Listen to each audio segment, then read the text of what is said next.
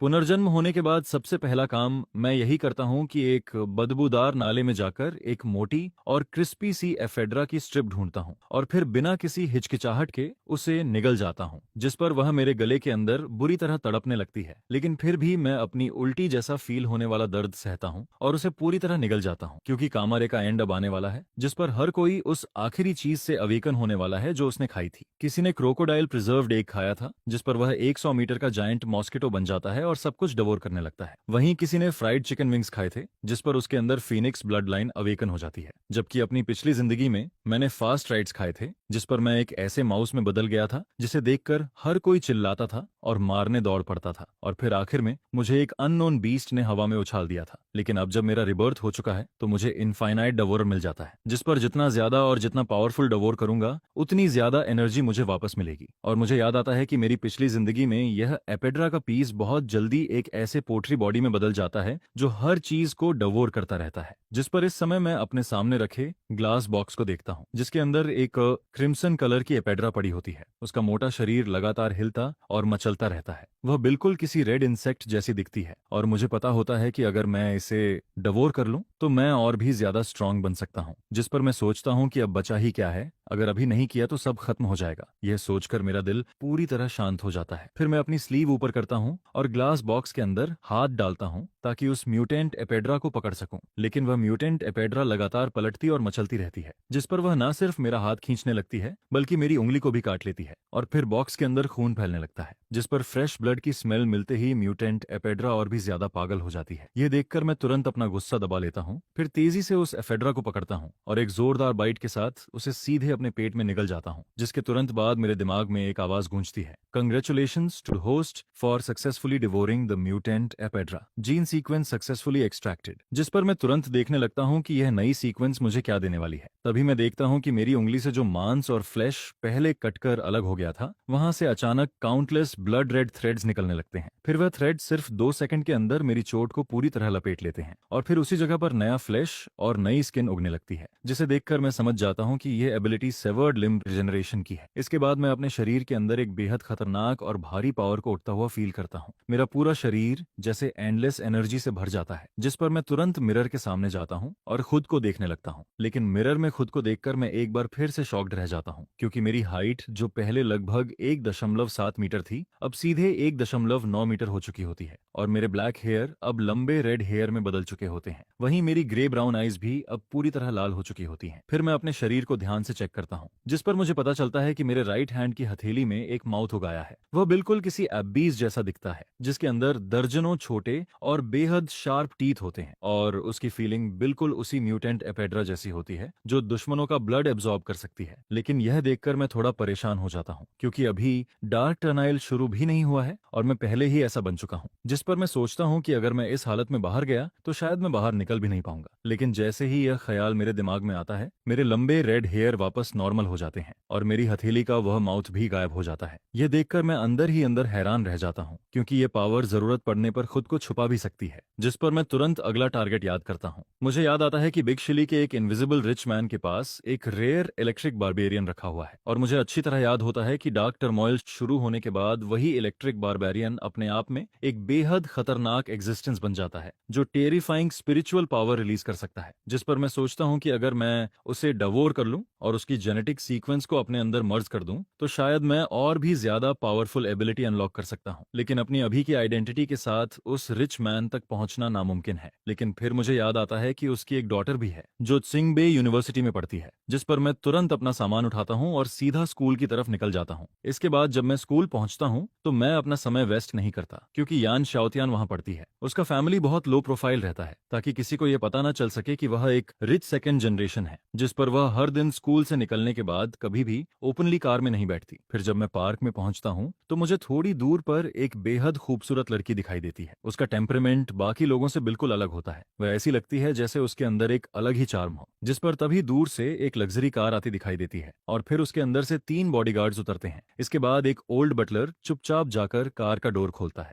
और यान शाओतियान कार में बैठकर जाने ही वाली होती है। तभी मैं सीधे उनके सामने निकलकर आ जाता हूँ। फिर मैं आराम से उन सिक्योरिटी गार्ड्स की तरफ देखकर कहता हूँ, ये सब गलत लग रहा है, यह तो किडनैपिंग जैसा है। जिस पर यान शियाओतियान मेरी तरफ बिल्कुल इंडिफरेंट एक्सप्रेशन के साथ देखती है, क्योंकि उसे लगता है कि उसके ये तीनों बॉडीगार्ड्स प्रोफेशनल हैं और ये सब मिलिट्री वेटरन्स हैं जो कई लेयर्स की स्क्रीनिंग के बाद उसके पर्सनल बॉडीगार्ड्स बने हैं। लेकिन फिर मैं बिना कुछ बोले कैजुअली एक पंच मारता हूँ, जिस पर उस बॉडीगार्ड का चेहरा तुरंत मुड़ जाता है और वह बिना चीखे सीधे 5 मीटर दूर जाकर उड़ जाता है। फिर वह पीछे वाले ट्री से जाकर टकराता है और उसी वक्त बेहोश हो जाता है। यह देखकर यान शियाओतियान की आंखें शौक में बड़ी हो जाती हैं, जबकि बाकी बचे 2 बॉडीगार्ड्स भी पूरी तरह डर जाते हैं, क्योंकि उनके सामने मैं सिर्फ एक पंच मारकर किसी को 5 मीटर दूर उड़ा देता हूँ। जिस पर वे दोनों सोचने लगते हैं कि क्या यह सच में इंसान है। वहीं मैं खुद भी थोड़ा शॉक्ड हो जाता हूँ, क्योंकि मुझे उम्मीद नहीं थी कि मेरी ताकत इतनी ज्यादा बढ़ चुकी है। इसके बाद मैं खुद रोल्स रॉयस के पास जाता हूँ। फिर पहले हल्का सा किक मारकर उसकी मजबूती चेक करता हूँ, लेकिन अगले ही पल मैं पूरी ताकत से अपनी टांग घुमाता हूँ और सीधे रोल्स रॉयस पर किक मार देता हूँ, जिस पर पूरी कार लगभग 3 मीटर दूर खिसक जाती है और फिर उसकी साइड डोर बुरी तरह अंदर धंस जाती है और पूरी तरह डिफॉर्म हो जाती है। यह देखकर वहां मौजूद हर इंसान का चेहरा सुन्न पड़ जाता है, जबकि यान शियाओतियान पूरी तरह स्टैंडर्ड खड़ी रह जाती है और बाकी दोनों बॉडीगार्ड्स डर के मारे सीधे जमीन पर गिर जाते हैं। लेकिन मैं उन्हें इग्नोर करता हूँ और सीधे यान शियाओतियान के सामने जाकर खड़ा हो जाता हूँ, जिस पर वह घबराकर कहती है, तुम क्या चाहते हो, किडनैपिंग या रॉबरी? अगर तुम्हें पैसे चाहिए तो मैं अभी यान नानजी को कॉल करती हूँ, जिस पर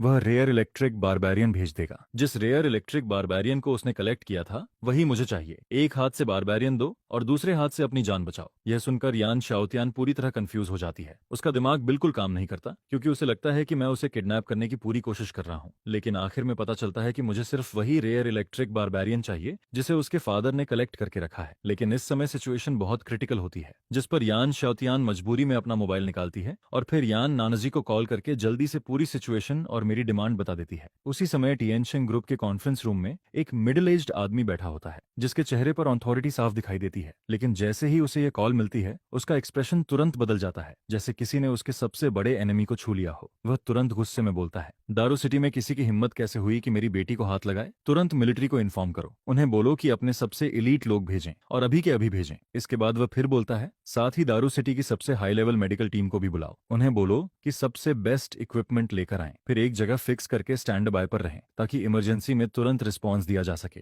मैं खुद अभी आता हूँ। यह सब अरेंज करने के बाद यान नानजी ड्राइवर से कहता है कि पहले घर चलो और वहां से वह छोटा कंप्यूटर लेकर निकलो। इधर यान शाओतियान मेरी तरफ देखकर कहती है, मैंने तुम्हारी डिमांड पूरी कर दी है, मेरे फादर आधे घंटे में यहाँ पहुंच जाएंगे। जिस पर मैं हल्का सा सिर हिलाता हूँ। फिर कुछ देर बाद मैं बोलता हूँ, 2 दिन बाद लैंशिंग के ऊपर एक ऑरोरा गुजरेगी, जिस पर ऑर्किड स्टार के सारे क्रिएचर्स म्यूटेट होकर म्यूटेंट बीस्ट्स बन जाएंगे और फिर दुनिया का पूरा ऑर्डर टूट जाएगा। सोसाइटी ऐसी केओस में चली जाएगी जैसी पहले कभी नहीं हुई। फिर मैं आगे कहता हूँ, वही इलेक्ट्रिक पल्स भी एक टेरिफाइंग म्यूटेंट बीस्ट बन जाएगा। अगर तुमने उसे नहीं संभाला तो तुम्हारी पूरी फैमिली बहुत बुरी तरह मर जाएगी। मानो या मत मानो, मुझे वह पल्स मुफ्त में नहीं चाहिए। इसके बदले में तुम्हें पहले से यह लाइफ सेविंग खबर दे रहा हूँ और यह एक फेयर डील है। यह सब सुनकर यान शाओतियान कुछ नहीं बोलती, वह बस मुझे ऐसे देखती रहती है जैसे मैं कोई पागल हूँ। फिर वह धीरे से सिर हिलाती है, जिस पर मैं बिना कुछ और बोले अपने राइट हैंड से अपने लेफ्ट हैंड पर एक कट लगा देता हूँ। अगले ही पल मेरी उंगली से खून निकलता है, लेकिन फिर उसी वक्त मेरी उंगली पहले जैसी ठीक होने लगती है। यह देखकर दूर खड़े दोनों बॉडीगार्ड्स की हालत खराब हो जाती है, उनके पूरे शरीर में सिहरन दौड़ जाती है और यान शाओतियान भी शौक में वहीं खड़ी रह जाती है। फिर मैं उसकी तरफ देखकर कहता हूँ, तुम्हारी फैमिली की इंडस्ट्री चाहे कितनी भी बड़ी हो, लेकिन जब डार्क टर्मोइल आएगा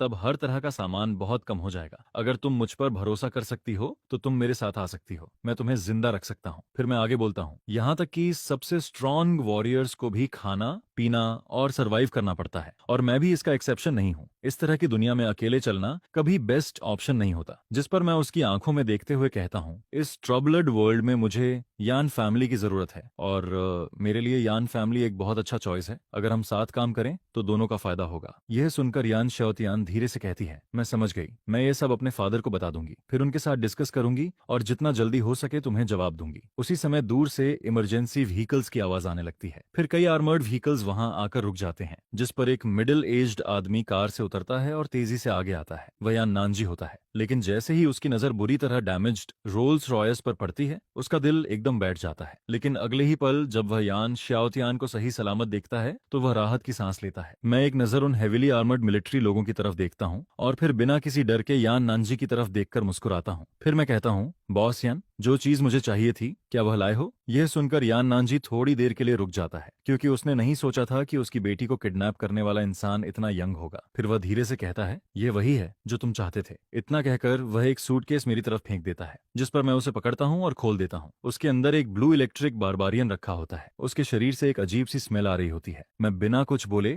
उसे हाथ में उठाता हूँ और फिर सीधे उसे खाना शुरू कर देता हूँ। यह देखकर यान नानजी और यान श्याओतियान दोनों पूरी तरह स्टंड रह जाते हैं। उन्हें समझ ही नहीं आता कि आखिर मेरे साथ चल क्या रहा है। वहीं पास खड़े मिलिट्री वाले भी हैरान रह जाते हैं, क्योंकि उन्हें लगने लगता है कि शायद उन्हें कोई मेंटली अनस्टेबल आदमी मिल गया है। लेकिन इलेक्ट्रिक बारबेन को खाने के बाद मेरे शरीर से अचानक बिजली जैसी एनर्जी निकलने लगती है। यह देखकर यान नानजी गहरी सांस खींचता है, क्योंकि वह जानता है कि इस इलेक्ट्रिक बारबेरियन की पावर इतनी डेंजरस है कि वह एक मीडियम साइज्ड म्यूटेंट बीस्ट को भी खत्म कर सकता है। उसी समय मेरे दिमाग में फिर वही आवाज गूंजती है, congratulations to the host, successfully devoured electric Barbian, gene sequence successfully extracted. जिस पर अगले ही पल मेरे दिल की धड़कन तेज हो जाती है। मेरे छोटे ब्लैक हेयर अचानक लंबे रेड हेयर में बदल जाते हैं और मेरी आंखें फिर से लाल हो जाती हैं। फिर मैं अपने दोनों हाथ आगे करता हूं और अपनी 10 उंगलियों के बीच एक ब्लड बॉल बनाना शुरू करता हूं। अगले ही पल वह ब्लड बॉल हवा में एक्सप्लोड कर जाता है, जिस पर वहां मौजूद सभी मिलिट्री लोगों के शरीर में एक बहुत तेज इलेक्ट्रिक करंट दौड़ जाता है और फिर वे सब जमीन पर गिरकर बेहोश हो जाते हैं। लेकिन यान शाओतियान और यान नानाजी को कुछ नहीं होता। फिर मैं आखिरी बार उन फादर और डॉटर की तरफ देखता हूँ और फिर अगले ही पल मैं अंधेरे में गायब हो जाता हूँ, क्योंकि डार्क टर्नाइल शुरू होने में अब एक दिन से भी कम टाइम बचा होता है और मेरे पास डवोर करने का सिर्फ एक आखिरी मौका बचा होता है। मुझे टर्मोइल शुरू होने से पहले उसे डवोर करना ही होगा। जिस पर मुझे अचानक याद आता है कि ग्रेट रू क्लैन के जू में एक स्पेशल ईगल रखा गया है। उसके शरीर पर अजीब टैटूज हैं और उसके फेदर्स लोहे जितने हार्ड हैं। अगर मैं उसे डवोर कर लूं तो मैं और भी ज्यादा स्ट्रांग बन सकता हूं, क्योंकि अभी मेरे पास ब्लड कंट्रोल है और थंडर की पावर भी है।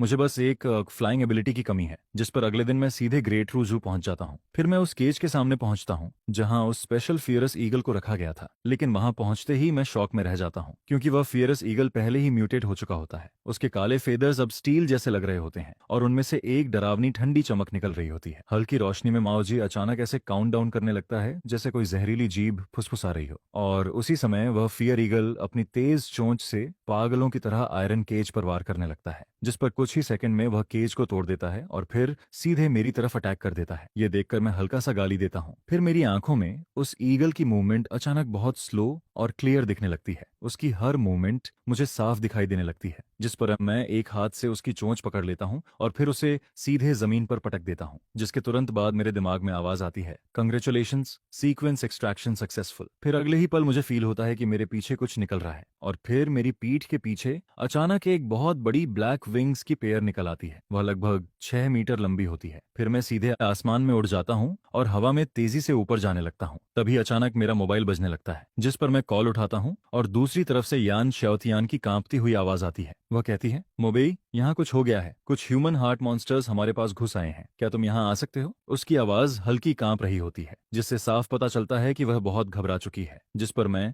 बिना कुछ सोचे सीधे हाँ बोल देता हूँ। यान शाओतियान के दिए हुए एड्रेस के हिसाब से मैं बहुत जल्दी एक वेयरहाउस के पास पहुंच जाता हूँ। उसी वेयरहाउस में बहुत सारा सामान रखा होता है। ज्यादातर वह ऐसे प्रोसेस्ड फूड होते हैं जिन्हें बहुत समय तक स्टोर किया जा सकता है। और उसी वेयरहाउस के अंदर 2 मॉन्स्टर बड़ी खुशी से इधर उधर देख रहे होते हैं। उनमें से एक पिग नोज वाला आदमी होता है, जिसका शरीर पूरा मोटा और भद्दा होता है। वह जोर जोर से हंसते हुए कहता है, अब जबकि बॉस ने यह वेयरहाउस अपने कब्जे में ले लिया है तो अब हमें फ्यूचर में खाने की कोई टेंशन नहीं रहेगी। जिस पर उसके पास खड़ा दूसरा आदमी, जो करीब 3 मीटर लंबा होता है और जिसके सिर पर सींग निकले होते हैं, हंसते हुए कहता है, डार्क टर्मल आने के बाद मुझे पेंटिंग कंट्रोल करने की पावर मिल गई है। सच में भगवान ने हम पर बहुत मेहरबानी की है। अब हम जो चाहें वह कर सकते हैं। इतना कहकर वह हॉर्नडियन मैन चमकती आंखों के साथ यान श्याओतियान की तरफ बढ़ता है। फिर उसकी तरफ देखकर गंदी हंसी हंसता है। वह कहता है, बॉस, यह लड़की तो काफी अच्छी है। जिस पर पिगनोज वाला आदमी भी उसके साथ गंदी बातें करने लगता है। उन दोनों की बातें सुनकर यान श्याओतियान का चेहरा धीरे धीरे सफेद पड़ने लगता है, जबकि यान नानजी तुरंत उसके सामने आकर उसे अपने पीछे छुपा लेता है। वह उन दोनों को घूरते हुए कुछ बोलने ही वाला होता है। तभी अचानक वेयरहाउस की छत में एक बहुत बड़ा छेद हो जाता है और फिर मैं एक गिरते हुए मीटर की तरह सीधे ऊपर से वेयरहाउस के अंदर आ गिरता हूँ। यह देखकर यान श्याओतियान अचानक राहत की सांस लेती है। वहीं हॉर्न्ड मैन और पिग नोज मैन मुझे देखकर हैरान रह जाते हैं। फिर हॉर्न्ड मैन हंसते हुए कहता है, अरे, मुझे लगा यहाँ सिर्फ हम ही ऐसे लोग हैं जिन्हें भगवान का फेवर मिला है, लेकिन लगता है तुम्हें भी कुछ मिला है। फिर वह मेरी तरफ देखकर कहता है, बच्चे, समझदारी इसी में है कि हमारे काम में मत पड़ो, नहीं तो तुम्हारे लिए अच्छा नहीं होगा। लेकिन मैं उन दोनों की बात का कोई जवाब नहीं देता, क्योंकि मुझे इन दोनों स्कम्बैग्स से बात करने का कोई शौक नहीं होता, जिस पर अगले ही पल मैं सीधे एक स्लैप मारता हूँ और सिर्फ उसी एक स्लैप में वह हॉन्टेड मैन वहीं मर जाता है। यह देखकर पूरा वेयर हाउस अचानक शांत हो जाता है। कोने में छुपे हुए वर्कर्स पूरी तरह शॉक में आ जाते हैं। उन्हें अपनी आंखों पर भरोसा नहीं होता, क्योंकि जिन दो मॉन्स्टर्स से वह अभी तक डर रहे थे उनमें से एक को मैंने सिर्फ एक थप्पड़ में खत्म कर दिया था। इसके बाद मैं धीरे धीरे यान शाओतियान और यान नानजी के पास जाता हूँ। यान नानजी अभी भी यान शाओतियान को अपने पीछे छुपाकर खड़ा होता है, जिस पर मैं उसकी तरफ देखकर पूछता हूँ, पिछली बार जो बात हुई थी उसके बारे में क्या सोचा? यह सुनकर दोनों कुछ देर तक चुप रहते हैं। फिर यान शाओतियान धीरे से पूछती है, अगर हम तुम्हारे साथ काम ना करें तो क्या तुम हमें खा जाओगे? यह सुनकर मैं सीधे बोलता हूँ, मुझे इंसानों को खाने में कोई इंटरेस्ट नहीं है, लेकिन डार्क टर्नाइल बहुत जल्दी शुरू होने वाला है। अभी तुम्हारा क्या प्लान है? यह सुनते ही वहां मौजूद सभी लोग राहत की सांस लेते हैं। फिर उनमें से कोई कहता है, अगर मोबेई नहीं आता तो हम सब अभी तक मर चुके होते। अब हमें क्या करना चाहिए? हम सब तुम्हारी बात मानेंगे। यान नानजी भी मेरी तरफ ऐसे देखता है जैसे मैं उसकी आखिरी उम्मीद हूँ। उसके दिमाग में बस यही चलता है कि अगर वह मेरे साथ रहेगा तो शायद वह जिंदा बच सकता है। जिस पर मैं धीरे से कहता हूँ, डार्क टर्मल बहुत जल्दी आने वाला है और जब वह आएगा तब दुनिया का पूरा ऑर्डर खत्म हो जाएगा। इसलिए अभी सबसे जरूरी चीज एक सेफ जगह ढूंढना है जहां हम बेस बना सकें। यह सुनकर यान नानजी तुरंत बोलता है, मेरे पास माउंटेन के बीच में एक विला है। उसकी सिक्योरिटी बहुत स्ट्रांग है और उसका मटेरियल भी बहुत हाई क्वालिटी का है। अगर तुम्हें कोई प्रॉब्लम नहीं है तो हम वहां जा सकते हैं। मैं कुछ सेकंड सोचता हूं और फिर हाँ में सिर हिला देता हूं, क्योंकि सिर्फ स्ट्रांग होना काफी नहीं है। डार्क टर्मोइल आने के बाद हर तरह का सामान कम हो जाएगा और बाद में एनवायरनमेंट भी बदल जाएगा। ऐसे में एक सेफ शेल्टर होना बहुत जरूरी है। फिर मैं कॉर्नर में खड़े उन वर्कर्स की तरफ देखकर कहता हूँ, अगर तुम लोग जाना चाहते हो तो मैं तुम्हें नहीं रोकूंगा, लेकिन जो लोग मेरे साथ रहना चाहते हैं वह मेरे साथ आ सकते हैं। फिर मैं आगे कहता हूँ, लेकिन याद रखना, डार्क टर्नाइल तुम्हारी सोच से कहीं ज्यादा डेंजरस और क्रूअल है। अगर तुम मेरे साथ रहना चाहते हो तो तुम्हें बिना किसी सवाल के मेरी हर बात माननी होगी। यह सुनकर सभी लोग एक साथ सिर हिलाते हैं और कहते हैं, समझ गए। जिस पर मैं संतुष्ट होकर सिर हिलाता हूँ। फिर सबको लेकर उस विला की तरफ निकल जाता हूँ। 1 घंटे बाद माउंटेन के बीच बने उस विला में यान शाओतियान और यान नानजी मेरे सामने सोफा पर बैठे होते हैं। फिर यान नानजी पूछता है, मोबेई, क्या हमें अभी और सप्लाईज कलेक्ट करनी चाहिए? आखिर हम लोग अब काफी ज्यादा हैं। मैं उसकी तरफ देखकर कहता हूँ, बिल्कुल, हमें और सामान कलेक्ट करना होगा, लेकिन उससे भी ज्यादा जरूरी है कि हम फॉरबिडन लैंड के रिसोर्सेज हासिल करें, क्योंकि पहला फॉरबिडन लैंड बहुत जल्दी खुलने वाला है और उसके अंदर की चीजें बाहर के सामान से 100 गुना ज्यादा वैल्यूएबल होंगी। यह सुनकर यान शाओतियान और यान नानजी एक दूसरे की तरफ देखने लगते हैं। हालांकि उन्हें समझ नहीं आता कि फॉरबिडन लैंड क्या होता है, लेकिन वह मुझसे और सवाल नहीं करते। फिर यान शाओतियान धीरे से पूछती है, तुमने पहले कहा था कि अगर हमने उस इलेक्ट्रिक बारबेरियन को नहीं लिया होता तो डार्क टर्बुल आने के बाद हम सब मर जाते। क्या ये सच है? जिस पर मैं धीरे से सिर हिलाता हूँ और कहता हूँ, जब डार्क टर्नाइल शुरू होगा तब ऑरोरा पूरी ब्लू स्टार पर फैल जाएगी और कुछ लोगों को अवेकन होने का मौका मिलेगा, लेकिन वह किस में बदलेंगे यह इस बात पर डिपेंड करेगा कि ऑरोरा आने से पहले उन्होंने आखिरी बार कौन सा जानवर खाया था, और इसकी प्रोबेबिलिटी पूरी तरह रैंडम होती है। मैंने उन दोनों को यह प्रिंसिपल अच्छे से समझा दिया, लेकिन फादर और डॉटर को कुछ खास समझ नहीं आया। इसके बाद उन्होंने बहुत सारा सामान जमा किया और फिर मैंने उन दोनों को अलग अलग एक एक चीज खाने को दी। दर्जनों तरह की चीजें एक साथ रखी हुई थीं और उनका टेस्ट इतना अजीब था कि उसे वर्ड्स में बताना मुश्किल था, लेकिन स्ट्रांग बनने के लिए दोनों बिना कुछ सोचे वह सब खा लेते हैं। जिस पर यान शाओतियान बार बार मुझसे पूछती है, अब ठीक है ना, अब सब सही है ना? मैं उसकी तरफ देखकर कहता हूँ, कल जब ऑरोरा पूरी ब्लू स्टार पर फैलेगी तब तुम्हें इसका इफेक्ट दिख जाएगा और कल पहला फॉरबिडन लैंड भी खुलेगा। उस समय तुम दोनों मेरे साथ चलोगे। इसके बाद जल्दी ही अगला दिन आ जाता है। डार्क यूनिवर्स की गहराई में अचानक एक हल्की नीली ऑरोरा दिखाई देने लगती है और अगले ही पल वह ऑरोरा बहुत तेज स्पीड से पूरी ब्लू स्टार को कवर कर लेती है, जिस पर पूरी ब्लू स्टार पर डार्क टर्नाइल शुरू हो जाता है। ऑरोरा की रोशनी पड़ते ही ब्लू स्टार के बहुत से एनिमल्स और इंसानों में अजीब चेंजेस होने लगते हैं और वही चीज बाद में उनकी रियल पावर बन जाती है। उधर विला में यान शाओतियान पूरी रात डरी हुई बैठी रहती है, लेकिन फिर अचानक उसे अपने शरीर में चेंज फील होने लगता है। उसके पूरे शरीर के चारों तरफ एक गोल्डन लाइट दिखाई देने लगती है और फिर उसके पीछे सनफ्लावर जैसी एक गोल्डन पैटर्न बन जाती है, जिसके बाद उसके हाथों से गोल्डन लाइट निकलने लगती है। वहीं यान नानजी के शरीर में भी चेंज होने लगता है। उसकी हाइट सीधे 3 मीटर तक पहुंच जाती है। उसका शरीर मसल्स से भर जाता है और उसके माथे पर एक पेयर बड़े और मजबूत हॉर्न्स निकल आते हैं, जिस पर वह एक्साइटेड होकर बोलता है, ये फीलिंग, ये एंडलेस पावर, मुझे ऐसा फील हो रहा है जैसे पूरा वर्ल्ड मेरे कंट्रोल में है। मैं उसकी तरफ देखकर कहता हूँ, डार्क टर्बल शुरू हो चुका है और पहला फॉरबिडन लैंड भी अब आने वाला है। हमें जल्दी वहां जाना होगा ताकि हम रिसोर्सेज कलेक्ट करके खुद को और स्ट्रांग बना सकें। जिस पर हम सब तुरंत कार में बैठते हैं और फॉरबिडन लैंड की तरफ निकल जाते हैं। करीब 2.5 घंटे बाद हम फॉरबिडन लैंड के एंट्रेंस पर पहुंच जाते हैं। थोड़ी दूर पर यान शाओतियान का क्लासमेट ली हुआन भी कुछ लोगों को लेकर वहां खड़ा होता है। वह सामने का सीन देखकर अजीब एक्सप्रेशन बनाता है। वह मन ही मन सोचता है, यह गरीब मोबेई आखिर यान फैमिली के साथ कैसे जुड़ गया। और फिर वह भी अपनी कार उस मिस्टीरियस व्हर्लपूल के अंदर ले जाता है, जिस पर उसके साथ खड़ा एक आदमी पूछता है, अब हमें क्या करना चाहिए। ली हुआन कुछ देर सोचता है, फिर कहता है, बॉस ने हमें यहाँ की सिचुएशन पता करने के लिए भेजा है और जब मोबेई जैसे लोग अंदर जा सकते हैं तो हम क्यों नहीं। अब हमारे पास भी पावर्स हैं, डरने की क्या बात है। फॉरबिडन लैंड के अंदर पूरा अंधेरा होता है, चारों तरफ काले और घने पेड़ होते हैं और ऊपर आसमान में एक ब्लड रेड सन दिखाई देता है। उसी समय सामने के जंगल से अचानक बहुत डरावनी आवाजें आने लगती हैं, जैसे कोई रो रहा हो या कोई भेड़िया चिल्ला रहा हो। यह सुनकर कार में बैठे सभी लोग डरकर एक दूसरे के पास आ जाते हैं। फिर मैं शांत आवाज में कहता हूँ, फॉरबिडन लैंड में डार्क साउंड स्पिरिट्स होते हैं, तुम उन्हें एलियन क्रिएचर्स की तरह समझ सकते हो। इसके बाद मैं धीरे से ब्रेक लगाता हूँ और यान नानजी की तरफ देखकर कहता हूँ, बॉस यान, अब आप कार चलाओ, मैं आगे रास्ता साफ करता हूँ। यान नानजी कुछ समझ पाता उससे पहले ही मैं कार से बाहर कूद जाता हूँ। अगले ही पल सामने के फॉग के अंदर से कई काले साए बाहर निकल आते हैं।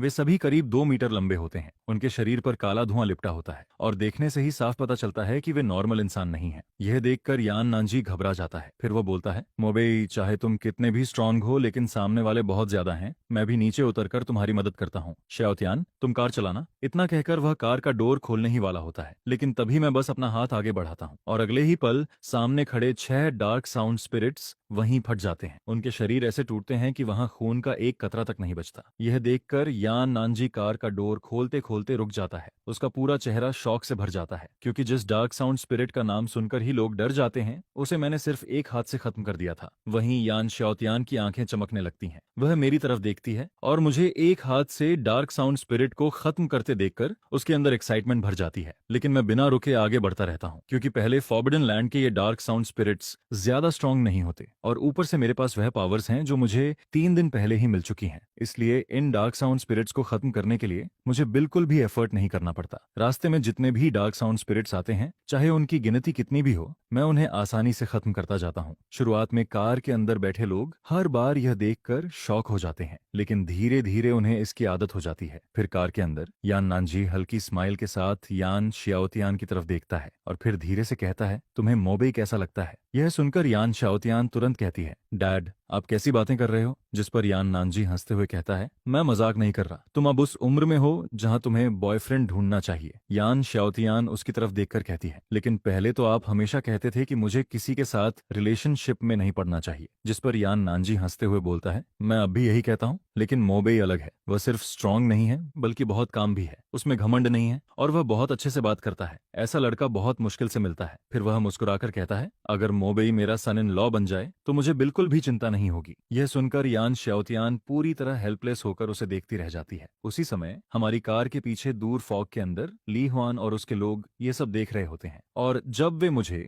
एक के बाद एक डार्क साउंड स्पिरिट्स को सेकंडों में खत्म करते हुए देखते हैं तो वहां मौजूद हर इंसान की आंखें शौक से बड़ी हो जाती हैं। उन सबके दिल में बहुत कुछ चल रहा होता है। जिस पर ली हुआन तो इतना ज्यादा गुस्से में होता है कि वह अपने दांत पीसते हुए खड़ा रहता है। यह बैस्टर्ड सच में सुपर पावर हासिल कर लेता है और सबसे बड़ी बात तो यह होती है कि अब वह मुझसे भी ज्यादा स्ट्रांग बन चुका है। यह सोचकर ली हुआन के अंदर और भी ज्यादा जलन होने लगती है। जिस पर उसके पास खड़ा एक छोटा भाई जल्दी से पूछता है, अब हम क्या करें। यह सुनकर ली हुआन एक लंबी और भारी सांस छोड़ता है और फिर कहता है, भले ही ये किड पावरफुल हो गया है लेकिन आखिर में ये अभी भी एक इंसान ही है। इंसानों की अपनी लिमिट्स होती हैं। अगर ये ऐसे ही लगातार लड़ता रहेगा तो देर सवेर इसकी ताकत खत्म हो जाएगी। जिस पर वह आगे कहता है, इसलिए अभी हम इसका पीछा करते हैं और जब हमें कोई रियल में अच्छी चीज मिलती है तब हम उसे छीन लेंगे। तब तक इसकी सारी एनर्जी खत्म हो चुकी होगी और हमारे पास अभी भी 5 लोग हैं। ऐसा नहीं हो सकता कि हम मिलकर भी इसे हरा ना पाएं। इसके बाद मैं लगातार आगे का रास्ता साफ करता रहता हूँ। जिस पर जब मैं फिर से डार्क साउंड के एक बड़े ग्रुप को खत्म करता हूँ तब मैं पीछे की तरफ देखकर हल्का सा स्मार्क करता हूँ। अब मेरी सेंसेस आम इंसानों से बहुत आगे जा चुकी होती हैं। मैं काफी पहले ही ली हुआन और उसके लोगों की मौजूदगी महसूस कर चुका होता हूँ और साथ ही उनके दिमाग में क्या चल रहा है यह भी समझ चुका होता हूँ। फिर धीरे धीरे 1 घंटा बीत जाता है, जिस पर मुझे खुद भी याद नहीं रहता कि मैंने कितने डार्क साउंड फॉरेस्ट्स को खत्म किया है। लेकिन अफसोस की बात यह होती है कि ये डार्क साउंड फॉरेस्ट्स उस तरह के मॉन्स्टर नहीं होते जो मुझे एक साथ कई लेवल ऊपर पहुंचा दें,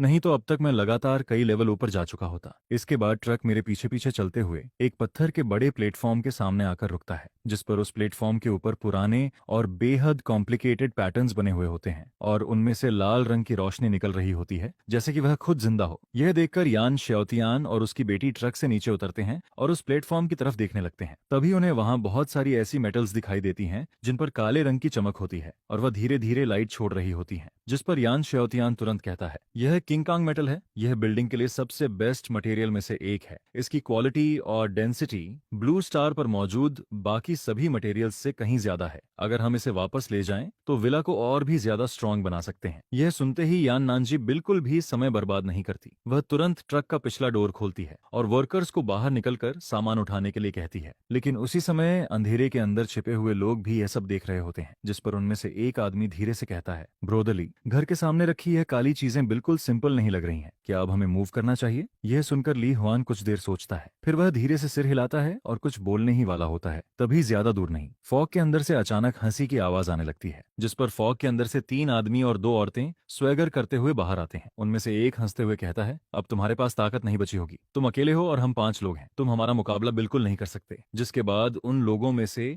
एक पीले बालों वाला आदमी अचानक अपना बॉडी बड़ा करने लगता है। कुछ ही सेकंड में उसका पूरा शरीर 3 मीटर लंबा हो जाता है। उसका चेहरा भी धीरे धीरे बदलकर एक पिग हेड में बदलने लगता है। वह भारी कदमों से हमारी तरफ चलना शुरू करता है और हर कदम के साथ जमीन पर डल आवाज गूंजती रहती है, जिस पर ब्लड रेड आसमान की रोशनी उसके पिग फेस पर पड़ती है और उसका दबाव और भी ज्यादा खतरनाक लगने लगता है। यह देखकर मैं सिर्फ ठंडी हंसी हंसता हूँ। अगले ही पल मेरी पीठ के पीछे काले और नीले रंग के बड़े फेदर्स निकल आते हैं, जिनके ऊपर इलेक्ट्रिक करंट दौड़ रहा होता है। उनके निकलते ही हवा में सिजिल की आवाज गूंजने लगती है और फिर अगले ही सेकंड एक जोरदार धमाके के साथ वह 3 मीटर लंबा आदमी जमीन पर गिर जाता है, जिस पर उसका पूरा शरीर कांपने लगता है और उसके मुंह से खून निकलने लगता है। बाकी लोग यह देखकर पूरी तरह डर जाते हैं, जिस पर मैं उन्हें देखते हुए धीरे से कहता हूँ, तुम लोग सिर्फ इंसानों को मारना जानते हो, लेकिन अब डार्क टर्मोइल ऑफिशियली शुरू हो चुका है। इसके बाद मैं धीरे से हाथ उठाता हूँ और मेरे पीछे मौजूद काले फेदर्स हल्के से हिलते हैं, जिस पर उनमें से कुछ फेदर्स हवा को चीरते हुए तेजी से आगे बढ़ते हैं। बाकी लोग कुछ समझ भी नहीं पाते कि तभी उन फेदर्स के अंदर भरा हुआ पावरफुल इलेक्ट्रिक करंट एकदम से फूट पड़ता है, जिस पर सामने खड़े कई लोग चीखते हुए जमीन पर गिर जाते हैं। उसी समय अंधेरे में छिपे हुए ली हुआन के साथी घबराकर उसकी तरफ देखते हैं, जिस पर उनमें से एक जल्दी से पूछता है, ब्रोदरली, क्या अब हमें कुछ करना चाहिए? हमारा गोल तो जल्दी पूरा होना चाहिए। यह सुनकर ली हुआन की आंखें लगभग बाहर निकलने लगती हैं। उसका पूरा शरीर सुन्न पड़ जाता है। फिर वह दबी हुई आवाज में कहता है, और क्या करेंगे? तुमने नहीं देखा उसकी ताकत कैसी है? भागो, जल्दी भागो। जिस पर ली हुआन अपनी बात खत्म करते ही पलटकर भागना शुरू कर देता है। पहले वह सोच रहा होता है कि जब मोबेई थक जाएगा तब वह मौका देखकर उसके ऊपर अटैक करेगा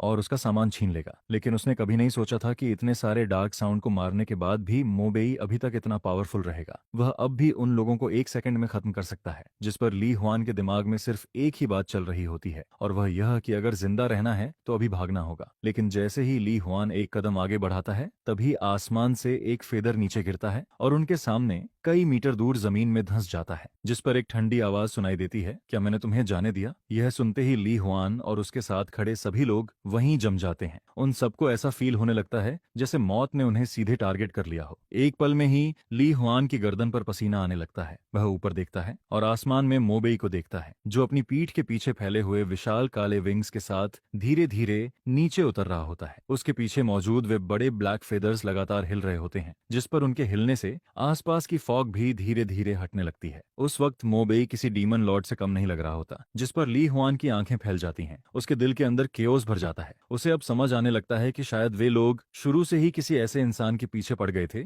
जिससे उन्हें बिल्कुल भी नहीं उलझना चाहिए था। और सबसे बड़ी बात यह होती है कि मोबेई ने सिर्फ उन्हें नोटिस ही नहीं किया था, बल्कि काफी पहले से उन पर नजर रखे हुए था। जिस पर ली हुआन के दिमाग में एक सवाल बार बार आने लगता है, वे लोग भी रिटेल फाइटर्स ही हैं और मोबेई भी। फिर आखिर मोबेई इतना अलग कैसे हो सकता है? उसने कैसे पहले ही उनकी मौजूदगी महसूस कर ली? क्या रिटेल फाइटर्स के बीच भी इतना बड़ा फर्क होता है? लेकिन उन्हें यह नहीं पता होता कि फर्क सच में होता है। एंड मोबेई तो उनसे भी अलग है। उसके शरीर में बाकी लोगों से कहीं ज्यादा पावरफुल जीन्स मौजूद होते हैं, जिस पर उसकी सेंसेस, उसकी ताकत और उसका रिएक्शन बाकी लोगों से कई गुना ज्यादा स्ट्रांग होता है। फिर मोबेई उन्हें देखते हुए हल्की सी स्माइल करता है और कहता है, ली हुआन, मैंने नहीं सोचा था कि तुम्हें भी ऐसी एबिलिटी मिल जाएगी, कंग्रेचुलेशंस। जिस पर ली हुआन बस घबराकर उसकी तरफ देखता रहता है और फिर हकलाते हुए कहता है, बहुत देर हो रही है, मुझे अब वापस जाना है, अगली बार मिलकर बैठते हैं, उस वक्त मैं तुम्हें ट्रीट दूंगा। जिस पर मोबेई के चेहरे पर हल्की सी स्माइल आ जाती है और वह कहता है, क्या तुम्हें लगता है कि मैं तुम्हें जाने दूंगा? मोबेई को यह सब काफी फनी लगता है। रीबर्थ से पहले यह फॉरबिडन लैंड पहली बार सामने आया था। उस वक्त ली हुआन भी उन पहले लोगों में से था जो इस फॉरबिडन लैंड में एक्सप्लोर करने के लिए आया था। जिस पर इसी मटेरियल्स की बैच की वजह से काओ मेंगलोंग ने एक बहुत ही स्ट्रांग बेस बनाया था। उसका कंडेंसेशन बेस इतना ज्यादा स्ट्रांग था कि कई रिटेल वॉरियर्स मिलकर भी उसकी डिफेंस नहीं तोड़ पाए थे। ये चीजें अंधेरे में काफी लंबे समय तक गायब रही थीं। लेकिन मोबेई ने नहीं सोचा था कि रिबर्थ के बाद वही प्लॉट फिर से दोबारा होगा। बस इस बार यहाँ के बिल्डिंग मटेरियल्स शायद काओ मेंगलोंग के हाथ नहीं लगने वाले थे। जिस पर ली हुआन जल्दी से कहता है, मेरे पीछे कोई और है, काओ मेंगलोंग मेरा बॉस है और मैं अभी उसी के साथ रहता हूँ। यह कहते हुए ली हुआन का चेहरा बिल्कुल सफेद पड़ जाता है। फिर वह जल्दी से अपना फोन निकालता है और किसी का नंबर डायल करता है। लेकिन उसी पल जैसे ही कॉल कनेक्ट होती है, मोबेई के हाथ का फेदर सीधा उड़कर ली हुआन के माथे के बीचों बीच घुस जाता है। कोई दर्द फील नहीं होता, बस पूरा शरीर सुन्न पड़ जाता है, क्योंकि जैसे ही वह फेदर उसके माथे में घुसता है, एक बहुत स्ट्रॉन्ग इलेक्ट्रिक करंट ली हुआन के पूरे बॉडी में फैल जाता है। जिस पर ली हुआन का शरीर वहीं का वहीं रुक जाता है। उसकी आंखें पूरी तरह शॉक और डिसबिलीफ से भरी होती हैं। अगले ही सेकंड में वह वहीं मर जाता है। यह देखकर बाकी लोग पूरी तरह डर जाते हैं, जिस पर वे सब जोर से चिल्लाते हैं और मुड़कर भागने लगते हैं। लेकिन मोबेई उन्हें भागने का मौका बिल्कुल नहीं देता। लगभग उसी पल उसके पीछे मौजूद बिजली वाले फेदर्स एक साथ आगे निकलते हैं, जिस पर बाकी लोग भी ली हुआन की तरह कुछ बोलने का चांस मिलने से पहले ही खत्म हो जाते हैं। इसके बाद जमीन पर गिरे हुए फोन से एक भारी और गुस्से भरी आवाज लगातार आने लगती है। यह काओ मेंगलोंग की आवाज होती है। किसने फोर्थ ब्रदर पर अटैक किया, कौन है वो? उसे वहां की एग्जैक्ट सिचुएशन पता नहीं होती, लेकिन लोगों की चीखें सुनकर वह समझ जाता है कि उसके लोग मारे जा चुके हैं। जिस पर काओ मेंगलोंग और ज्यादा गुस्से में चिल्लाता है, मैं काओ मेंगलोंग हूँ, जिसने भी मेरे लोगों को हाथ लगाया है, चाहे वो कोई भी हो, वह गया। लेकिन मोबेई उसकी किसी बात का जवाब नहीं देता। जिस पर काओ मेंगलोंग को और ज्यादा गुस्सा आने लगता है। उसे ऐसा फील होता है जैसे वह हवा में पंच मार रहा हो। फिर वह कहता है, तेरा घर कहाँ है, एड्रेस बता। कुछ देर की चुप्पी के बाद मोबेई आखिर बोलता है, अब जब उसने सामने वाले के साथ दुश्मनी कर ही ली है तो उसे प्रॉपरली खत्म करना पड़ेगा। मैं 5 स्टार गार्डन के पास वाले अपार्टमेंट में हूँ, अगर हिम्मत है तो यहाँ आ जाना, मैं यहीं वेट करूंगा। जिस पर काओ मेंगलोंग ठंडी आवाज में कहता है, मुझे जानबूझकर प्रोवोक मत कर, तुम्हारा पॉइंट मुझे मिल गया है, जब टाइम मिलेगा मैं खुद तुम्हें ढूंढने आऊंगा। इसके बाद मोबेई फोन को हाथ में दबाकर तोड़ देता है और फिर यान शाओतियान और बाकी लोगों के पास वापस आ जाता है। वह सबको रिसोर्सेज उठाकर वापस चलने के लिए कहता है। इतिहास की ओरिजिनल लाइन में मोबेई को लगा था कि उसने उन्हें फॉरबिडन लैंड में लड़ाई के लिए बुलाया है, लेकिन असल में मोबेई को उनकी जरूरत ही नहीं थी। उसने उन्हें यहाँ सिर्फ इसलिए बुलाया था ताकि वे पहले से इस दुनिया को समझ सकें। जिस पर वह उनकी तरफ देखकर कहता है, मैं तुम्हें यहाँ सिर्फ इसलिए लाया हूँ ताकि तुम पहले से इस ट्रबल्ड वर्ल्ड को देख सको। इस दुनिया में अगर तुम अपने दुश्मन पर दया दिखाते हो तो वह क्रुएल्टी तुम्हारे खुद के लिए और तुम्हारे आसपास के लोगों के लिए बन जाती है। यह सुनकर दोनों औरतें शॉक में उसकी तरफ देखने लगती हैं। फिर अचानक मोबेई पूछता है, मैंने उन सबको मार दिया, एक भी नहीं छोड़ा, क्या तुम्हें लगता है कि मैं थोड़ा क्रूअल हूँ? जिस पर यान शाओतियान सिर हिलाता है और सीरियस होकर कहता है, नहीं, उन्होंने पहले हम पर अटैक किया था, अगर हम उनसे कमजोर होते तो शायद हमारा एंड भी अच्छा नहीं होता। यान नानजी भी उसकी बात सुनकर धीरे से सिर हिलाता है। इसके बाद ज्यादा देर नहीं लगती और सारे किंग कांग मटेरियल्स टैंकर पर चढ़ा दिए जाते हैं। फिर सब लोग वापस गाड़ी में बैठ जाते हैं और फॉरबिडन लैंड से बाहर निकलने लगते हैं। वापसी के रास्ते में उन्हें कोई और इंसान नहीं मिलता, लेकिन फॉग के अंदर से बार बार डार्क क्रिएचर्स बाहर आते रहते हैं। वे बिल्कुल गेम डंजन के मॉन्स्टर्स की तरह बार बार सामने आ रहे होते हैं। जिस पर यान नानजी मोबेई को इन डार्क क्रिएचर्स को आसानी से खत्म करते हुए देखकर खुद भी ट्राई करने का सोचता है। फिर वह अपना बॉडी टाइट करता है, उसकी पूरी मसल्स फूल जाती हैं और उसका शरीर अचानक 3 मीटर तक बड़ा हो जाता है। उसके ऊपर का सूट फट जाता है और उसके माथे पर 2 बड़े हॉर्न्स निकल आते हैं। इसके बाद वह जोर से दहाड़ता है और एक डार्क क्रिएचर की तरफ भागता है। फिर अपने शार्प हॉर्न्स से उसके बॉडी पर जोरदार अटैक करता है। लेकिन अगले ही पल यान नानजी शॉक हो जाता है, क्योंकि डार्क क्रिएचर को ज्यादा फर्क ही नहीं पड़ता। जिस पर वह जल्दी से उसके सिर पर पंच मारता है, लेकिन वह फास्ट होता है और डार्क क्रीचर उससे भी ज्यादा फास्ट निकलता है। अगले ही सेकंड वह अपना हाथ घुमाकर यान नानजी के चेहरे पर जोरदार थप्पड़ मार देता है, जिस पर यान नानजी सीधे पीछे की तरफ उड़ जाता है। ड्राइवर सीट पर बैठा यान शाओतियान ये देखकर अपना मुंह खोलकर रह जाता है। उसका पूरा बॉडी सुन्न पड़ जाता है। उसे यकीन ही नहीं होता कि उसके पिता को एक डार्क क्रिएटर ने थप्पड़ मार दिया। लेकिन मो बेई के लिए यह कोई सरप्राइज नहीं होता, क्योंकि यान नानजी हमेशा से एक रिच आदमी रहा है। उसे कभी लड़ाई करना नहीं आया और अभी अभी उसे ये पावर मिली है, इसलिए वह अभी तक इस ताकत के साथ प्रॉपरली अडेप्ट भी नहीं कर पाया है। शुरू में मोबेई उन दो डार्क क्रिएचर्स को खुद खत्म करना चाहता है, लेकिन यान नानजी उसे मना कर देता है। काफी मुश्किल से दो डार्क क्रिएचर्स को खत्म करने के बाद जब यान नानजी वापस गाड़ी में आता है, तब उसकी हालत आधी जान निकलने जैसी हो चुकी होती है, जिस पर वह मोबेई की तरफ देखकर कहता है, मोबेई, मैं तुमसे बहुत कम हूँ। मुझे लगा था कि ये डार्क क्रिएचर्स कुछ खास नहीं होंगे, लेकिन अब तो मैंने खुद जोक बनवा लिया। यह कहते हुए वह थोड़ा शर्मिंदा हो जाता है, क्योंकि डार्क क्रिएचर्स की असली ताकत देखने के बाद उसे अब जाकर समझ आता है कि मोबेई कितना ज्यादा स्ट्रांग है। एक इंसान होकर भी वह 6 डार्क क्रिएचर्स को 1 सेकंड में खत्म कर देता है, लेकिन मोबेई बस उसकी बात सुनकर चुप रहता है। इसके बाद ज्यादा देर नहीं लगती और उनकी गाड़ी आराम से फॉरबिडन एरिया से बाहर निकल जाती है। फिर वे लोग वापस विला पहुंच जाते हैं, जिस पर यान नानजी वर्कर्स को नीचे उतरकर सामान अनलोड करने के लिए कहता है। सामान नीचे उतारा जाता है और साथ ही लोगों को लगाकर वज्र इंस्टॉल करने की तैयारी भी शुरू कर दी जाती है। विला को एक डूम्सडे फोर्ट्रेस में बदलना था, ताकि उनके पास एक और सेफ्टी हो। फॉरबिडन लैंड से रिसोर्सेज मिल चुके थे, अब उन्हें बाकी सप्लाईज भी जमा करनी थी, जिस पर यान नानजी भी सिर हिलाकर कहता है, सिर्फ खाना ही नहीं और भी बहुत सारी चीजें जमा करनी होंगी, जैसे सिगरेट्स, टूल्स, टेंट्स और बाकी का सामान। जितनी ज्यादा चीजें होंगी उतना बेहतर रहेगा। जिस पर मोबे भी समझाता है कि एंड टाइम में सिर्फ फूड ही इंपॉर्टेंट नहीं होता, बाकी रिसोर्सेज को भी इग्नोर नहीं किया जा सकता। जैसे कुछ प्रिजन्स में सिगरेट्स बहुत काम आती हैं। अगर किसी के पास सिगरेट्स हों तो वह पूरे प्रिजन में रूल कर सकता है, और अब बाहर की दुनिया में भी वही होने वाला है। जिस पर यान नानजी कहता है, मोबेई, मैं भी तुम्हारे साथ चलना चाहता हूँ। मोबेई उसे मना नहीं करता। फिर कुछ वर्कर्स को साथ लेकर वह और यान शाओतियान वापस गाड़ी में बैठ जाते हैं और वहां से निकल जाते हैं। बड़ी ट्रक को दूर जाते हुए देखकर यान नन की आंखों में अलग ही एक्सप्रेशन होता है। उसे साफ फील होता है कि अगर मोबेई का सपोर्ट ना होता तो उनकी जिंदगी बहुत जल्दी बदल जाती। शायद वे खुद को भी प्रोटेक्ट नहीं कर पाते। विला से निकलने के बाद मोबेई गाड़ी को दारू की तरफ ले जाता है। यह सबसे बड़ा मटेरियल वेयरहाउस था और यह जगह भी तियानसेंग ग्रुप की ही प्रॉपर्टी होती है। शुरू में मोबेई यहाँ आकर कुछ रिसोर्सेज लेना चाहता था, लेकिन रास्ता काफी लंबा था, इसलिए उसने पहले इसे छोड़ दिया था। लेकिन जैसे ही ट्रक आगे बढ़ती है, अचानक रास्ते में एक डरावनी सी बूढ़ी औरत सामने आ जाती है। वह सीधा ट्रक के आगे लेट जाती है और जमीन पर गिरकर जोर जोर से चिल्लाने लगती है, अरे किसी ने मुझे मार दिया, सब लोग देखो, मुझे कॉम्पेंसेशन चाहिए। कैबिन में बैठा यान शाओतियान यह देखकर थोड़ा शॉक हो जाता है। फिर वह कहता है, क्या मैं नीचे उतरकर इसे हैंडल करूं? लेकिन मोबेई सीधा कहता है, नहीं। इसके बाद वह एक्सेलरेटर पर पैर रख देता है। ट्रक जोर से गरजती है और सीधा उस बूढ़ी औरत की तरफ बढ़ जाती है, जिस पर वह बूढ़ी औरत एकदम डर जाती है और तुरंत रास्ते से हट जाती है। इस छोटे से इंसिडेंट के बाद मोबेई और बाकी लोग सक्सेसफुली वेयरहाउस तक पहुंच जाते हैं, लेकिन वेयरहाउस के बाहर पहुंचकर वे देखते हैं कि गेट के पास का सिक्योरिटी रूम पूरी तरह खाली पड़ा है और जो आयरन गेट पहले बंद थी वह बुरी तरह मुड़ी हुई होती है। ऐसा लग रहा होता है जैसे किसी ने उसे फोर्स से तोड़ दिया हो। जिस पर यान शाओतियान धीरे से कहता है, लगता है कोई हमसे पहले यहाँ आ चुका है। मोबेई सिर हिलाता है और दोनों अंदर की तरफ बढ़ते हैं। वेयरहाउस के अंदर जाकर वे देखते हैं कि जो शेल्व्स पहले सामान से भरी हुई थीं, अब पूरी तरह खाली पड़ी हैं। पूरा बड़ा वेयरहाउस लगभग साफ हो चुका होता है, लेकिन सामने अभी भी दो लोग एक बहुत बड़ा कंटेनर उठाकर ले जा रहे होते हैं। ये कंटेनर बिल्कुल पोर्ट वाले बड़े टिन बॉक्स जैसा होता है। नॉर्मली इसे उठाने के लिए क्रेन चाहिए होती है, लेकिन सामने खड़े वे दोनों लोग उसे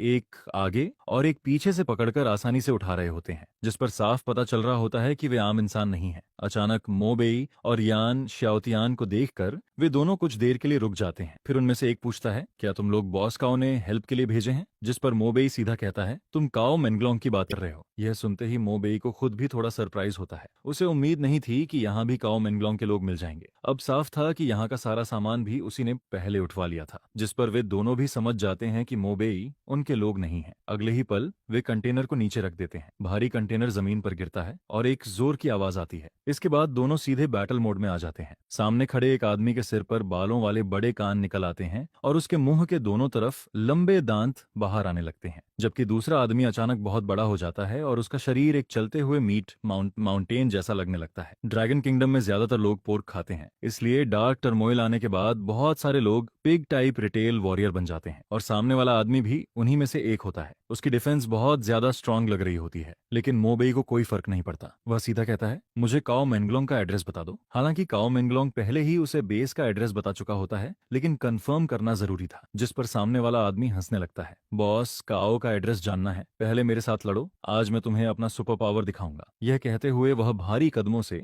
मोबेई की तरफ बढ़ने लगता है। हालांकि यान शाओतियान पहले भी मोबेई की ताकत देख चुका था, लेकिन इस हालत में वह फिर भी थोड़ा नर्वस हो जाता है। लेकिन मोबेई बस सिर हिलाता है। अगले ही पल उसकी पीठ के पीछे काले फेदर्स निकल आते हैं। फिर उनमें से एक फेदर तेजी से आगे उड़ता है। सिर्फ एक श्श की आवाज आती है और वह फेदर सीधा उस मीट माउंटेन के शरीर को पार कर जाता है, जिस पर उसके अंदर भरा हुआ स्ट्रॉन्ग इलेक्ट्रिक करंट उसके पूरे शरीर में फैल जाता है। अगले ही सेकंड सामने खड़ा हुआ आदमी जोरदार धमाके के साथ फट जाता है। वह वहीं मर जाता है। ये सब होने के बाद भी मोबेई के चेहरे पर कोई एक्सप्रेशन नहीं आता। वह बिल्कुल काम रहता है। फिर वह दूसरे आदमी की तरफ देखता है और कहता है, अब बता काओ मेंगलोंग कहाँ है? यह देखकर दूसरा आदमी पूरी तरह डर जाता है। मुझे मत मारो, मैं बता दूंगा। तुम्हें जो जानना है मैं सब बता दूंगा। डर के मारे उसके पैरों के नीचे से पैल येलो लिक्विड धीरे धीरे जमीन पर गिरने लगता है और वहां बदबू फैल जाती है। उसे समझ ही नहीं आ रहा होता कि सामने खड़ा यह इंसान आखिर है क्या, जिस पर वह जल्दी से कहता है, 5 स्टार गार्डन के पास नेबुला अपार्टमेंट, रूम 288। ये सुनकर मोबेई अपना दायां हाथ उठाता है और एक फेदर निकाल लेता है। फिर वह उसे ऐसे ही आगे फेंक देता है। वह फेदर सीधा उड़कर सामने वाले आदमी के माथे में घुस जाता है, जिस पर उसकी आंखें गोल हो जाती हैं और अगले ही पल वह वहीं मर जाता है। फिर मोबेई मुड़ता है और कहता है, चलो 5 स्टार गार्डन चलते हैं। वह अपना ब्लैक रेनकोट समेटता है और यान शाओतियान से चलने के लिए कहता है, जिस पर यान शाओतियान बस खाली नजरों से सिर हिलाता है और चुपचाप मोबेई के पीछे चलने लगता है। उसके सामने खड़ा यह लड़का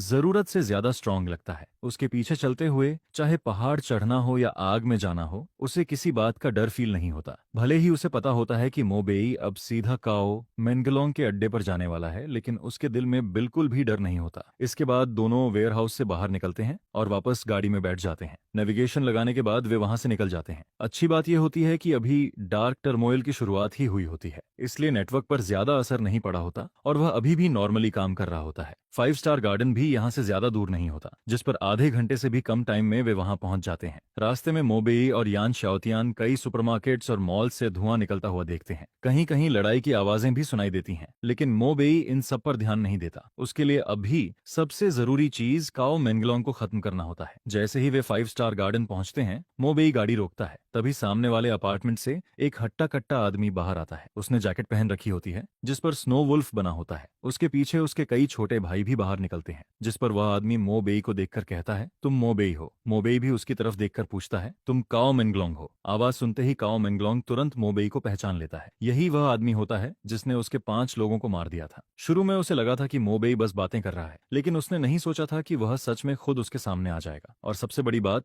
मोबेई के साथ सिर्फ 2 लोग होते हैं, जबकि काओ मेंगलोंग की तरफ 8 लोग खड़े होते हैं और सभी रिटेल वॉरियर्स होते हैं। जिस पर काओ मेंगलोंग गुस्से में चिल्लाता है, इस बैस्टर्ड को खत्म कर दो। जो इसे सबसे पहले मारेगा उसे मैं 3 कैनेट बीफ दूंगा। यह सुनते ही उसके पीछे खड़े लोग जोर जोर से चिल्लाने लगते हैं। उनकी आंखों में लालच और गुस्सा दोनों आ जाता है। अगले ही पल सभी लोग एक साथ अपनी पावर एक्टिवेट कर देते हैं, जिस पर उनके शरीर पर पिग, डॉग, काऊ, बकी और शीप जैसे फीचर्स दिखने लगते हैं। यह देखकर यान शाओतियान थोड़ा नर्वस हो जाता है। फिर वह धीरे से पूछता है, मोबेई हम सच में ठीक रहेंगे ना? हालांकि उसने पहले भी मोबेई की ताकत देखी थी, लेकिन सामने खड़े इतने सारे रिटेल वॉरियर्स को देखकर उसका दिल फिर भी घबराने लगता है। लेकिन मोबेई उसकी बात का कोई जवाब नहीं देता। वह सिर्फ काओ मेंगलोंग को देखता रहता है। वह उसके शरीर को ध्यान से देख रहा होता है, जैसे वह सोच रहा हो कि अगर यह भागने की कोशिश करेगा तो किस तरफ जाएगा। लेकिन काओ मेंगलोंग को मोबेई की यह चुप्पी डर की निशानी लगती है, जिस पर वह जोर से हंसता है और अगले ही सेकंड मोबेई की तरफ भागता है। फिर वह अपनी पूरी ताकत से एक पंच मोबेई पर मारता है, लेकिन मोबेई पीछे नहीं हटता। वह भी उसी वक्त अपना पंच आगे करता है। दोनों के पंच आपस में टकराते हैं, जिस पर जोरदार आवाज होती है और उनके हाथों के बीच से स्पार्क्स निकलते हैं, लेकिन कोई भी पीछे नहीं हटता। इसी वक्त काओ मेंगलोंग के दोनों हाथों पर फिश स्केल्स जैसा आर्मर बन जाता है। फिर वह हंसते हुए कहता है, मेरी एबिलिटी फिश आर्मर है, मैं अपने हाथों पर यह आर्मर बना सकता हूँ। मोबेई फिर भी कुछ नहीं बोलता।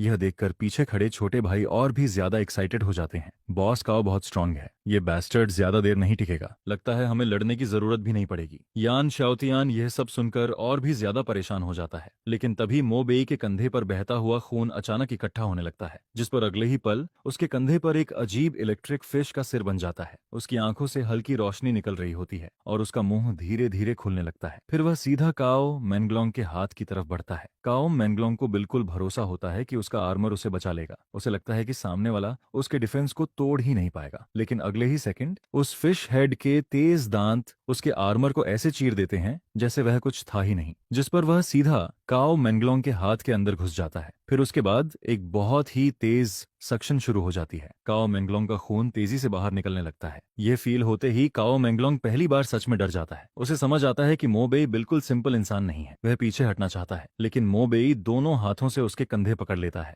जिस पर काओ मेंगलोंग का खून लगातार बाहर निकलता रहता है। उसका चेहरा धीरे धीरे सफेद पड़ने लगता है, उसका पूरा शरीर कमजोर होने लगता है। और दूसरी तरफ मो बेई को फील होता है कि उसके शरीर की ताकत वापस आ रही है। उसके कंधे पर बना वो फिश हेड भी और ज्यादा बड़ा और लाल हो जाता है। कुछ ही देर में काओ मेंगलोंग के शरीर में एक बूंद भी खून नहीं बचता, जिस पर उसका शरीर सूखकर एकदम पतला हो जाता है और वह वहीं गिर जाता है। यह देखकर यान शाओतियान पूरी तरह शॉक में खड़ा रह जाता है। उसके सामने कुछ सेकंड्स पहले तक जिंदा खड़ा काओ मेंगलोंग अब एक सूखी हुई बॉडी बन चुका होता है, और पीछे खड़े बाकी छोटे भाई भी यह देखकर पूरी तरह डर जाते हैं। अभी कुछ देर पहले तक उनका बॉस बिल्कुल ठीक था, लेकिन अगले ही पल वह इस हालत में पहुंच गया। उन्हें समझ ही नहीं आता कि आखिर हुआ क्या, जिस पर उनमें से एक जोर से चिल्लाता है, भागो। अगले ही पल बाकी सभी लोग पीछे मुड़कर भागने लगते हैं, लेकिन मो बेई के चेहरे पर कोई एक्सप्रेशन नहीं आता। उसकी पीठ के पीछे फिर से ब्लैक फेदर्स निकल आते हैं, और काओ मेंगलोंग का खून एब्जॉर्ब करने के बाद उन फेदर्स पर कुछ लाल लाइंस भी दिखाई देने लगती हैं। फिर अगले ही पल सारे फेदर्स एक साथ हवा में उठते हैं, और उसके बाद वे सीधा भागते हुए लोगों की तरफ उड़ जाते हैं, जिस पर एक के बाद एक लोग वहीं गिरने लगते हैं। पूरी लड़ाई एक तरफा हो जाती है। ज्यादा देर नहीं लगती और मो बेई आराम से सबको खत्म कर देता है, जिस पर यान शाओतियान बस वहीं खड़ा रह जाता है और सामने फैली हुई खून की स्मेल को चुपचाप फील करता रहता है। उसकी नाक में इतनी भयानक बदबू जाती है जिसे फील करके उसे तुरंत उल्टी करने का मन होने लगता है। लेकिन यान शाओतियान बहुत अच्छे से जानता है कि ऐसे खराब टाइम में इस तरह की चीजें बिल्कुल नॉर्मल होती हैं, जिस पर यानली यह सब देखकर थोड़ा शॉक्ड हो जाता है। और वहीं मो बेई भी थोड़ा हैरान होता है, लेकिन उसे बिल्कुल उम्मीद नहीं होती कि यान शाओतियान जैसा इतना बड़ा और स्ट्रांग इंसान भी ये सब सह लेता है। जिस पर मो बेई कहता है, पहले इसे सॉल्व करते हैं। सप्लाईज शायद अपार्टमेंट के अंदर ही होंगी। सबको कार से बाहर निकालो और ऐसा दिखाओ जैसे हम लोग किसी मुसीबत में फंसे हुए हैं। यह सुनकर यान शाओतियान सिर हिलाता है और फिर कार का पीछे वाला कंपार्टमेंट खोल देता है। जिसके बाद जब सभी लोग अपार्टमेंट के अंदर पहुंचते हैं, तब उन्हें काओ मेंगलोंग और उसके लोगों के द्वारा जमा किया गया बहुत सारा सामान दिखाई देता है। यह देखकर वहां मौजूद सभी लोग खुशी से पागल होने लगते हैं, जिस पर सभी लोग बहुत सावधानी से हर सामान को उठाना शुरू करते हैं, कोई भी चीज खराब ना हो जाए। इस वजह से हर फूड आइटम और डेली जरूरत की चीज को एक एक करके बहुत ध्यान से बाहर लाया जाता है। हालांकि यह सब सिर्फ खाने पीने और रोजमर्रा के सामान होते हैं, लेकिन इस टाइम पर इनकी कीमत गोल्ड और डायमंड से भी ज्यादा होती है। इसके बाद ताकि कुछ भी गलत ना हो, मो बेई खुद उन सामानों को ट्रक तक पहुंचाने का काम देखने लगता है। लेकिन तभी जब सभी लोग सामान लेकर वापस जा रहे होते हैं, तभी अचानक एक एक्सीडेंट जैसा सीन सामने आता है। एक बहुत बड़ा हाथ अचानक ट्रक के सामने आकर उसे रोक देता है, जिसे देखकर सभी लोग डर जाते हैं। वह एक प्लेन क्लॉथ्स वाइल्ड डॉग होता है। उसके पूरे शरीर पर ऐसे बाल होते हैं जैसे हजारों नुकीली सुइयां लगी हों। उसके मोटे और ताकतवर पैर जमीन को पकड़कर आगे की तरफ झुके हुए होते हैं, और वह पूरे ट्रक का रास्ता रोककर खड़ा रहता है, जिस पर उसका भद्दा और खतरनाक हाथ सीधे मो बेई की तरफ बढ़ने लगता है। लेकिन मो बेई एक भी बेकार बात नहीं करता, जिस पर वह तुरंत कार का डोर खोलता है और नीचे उतर जाता है। लेकिन जैसे ही मो बेई नीचे उतरता है, तभी दोनों तरफ की गलियों से एक के बाद एक और बड़े बड़े हाथ बाहर आने लगते हैं। देखते ही देखते वहां कुल 8 ऐसे मॉन्स्टर खड़े हो जाते हैं। वे सभी ग्रीन कपड़ों में होते हैं, लेकिन उनके शरीर किसी इंसान जैसे नहीं बल्कि जानवरों जैसे दिखते हैं। ऐसा लगता है जैसे शहर में मौजूद अलग अलग पेट्स म्यूटेट होकर इन मॉन्स्टर्स में बदल गए हों। और फिर वे सभी मिलकर मो बेई को ग्रुप में घेरने की कोशिश करते हैं, जिस पर मो बेई की पीठ के पीछे अचानक काले रंग के बड़े बड़े फेदर्स निकलने लगते हैं, जिसके बाद उसका पूरा शरीर हवा में ऊपर उठ जाता है। और फिर उसकी पीठ से निकले हुए उन फेदर्स की जड़ें अचानक एक्सप्लोड करती हैं, और अगले ही पल वे सीधे उन मॉन्स्टर्स के शरीर में घुस जाती हैं, जिस पर हवा में खड़ा मो बेई अपने फेदर्स को फैलाता है और फिर उनसे एक बेहद तेज और खतरनाक अटैक करता है, जिसे देखकर साफ दिखाई देता है कि उन मॉन्स्टर्स के शरीर तेजी से सूखने लगते हैं। उनके अंदर का खून, ताकत और लाइफ फोर्स पल भर में खींचने लगती है, और कुछ ही सेकंड के अंदर वे सभी जमीन पर गिर जाते हैं। जिस पर दूसरी तरफ मो बेई को ऐसा फील होने लगता है जैसे उसका पूरा शरीर फिर से ताकत से भर गया हो, जैसे उसने अब तक जो भी एनर्जी खर्च की थी वह सब वापस आ गई हो और उसका शरीर फिर से अपनी पीक कंडीशन में पहुंच गया हो। इसके बाद मो बेई उन मॉन्स्टर्स की डेड बॉडी के पास जाता है और फिर अपने हाथों से उनके शरीर को चेक करने लगता है। कुछ देर बाद उसे उनके अंदर से कुछ ट्रांसपेरेंट गोल्डन क्रिस्टल्स मिलते हैं, जिस पर मो बेई समझ जाता है कि ये उन्हीं मॉन्स्टर्स के गोल्डन कोर हैं। इनमें उनकी ताकत का सोर्स जमा होता है। अगर कोई इन्हें एब्जॉर्ब कर ले तो उसकी अपनी ताकत भी बढ़ सकती है, लेकिन आम लोगों को इन्हें एब्जॉर्ब करने में बहुत टाइम लगता है, बिल्कुल ऐसे जैसे किसी स्टील को धीरे धीरे मेल्ट किया जाता है। उन्हें स्टेप बाय स्टेप आगे बढ़ना पड़ता है। लेकिन मोबेई अलग होता है, जिस पर उसके हाथ की हथेली में एक अजीब सी डार्क ब्रेथ दिखाई देने लगती है और फिर वह उन गोल्डन कोर को सीधे निगल लेता है। अगले ही पल एक बेहद प्योर एनर्जी उसके शरीर के अंदर जाने लगती है, जिसके बाद उसका लेवल अचानक बदल जाता है। Name Mobei, level 3, blood line level 5, gene sequence number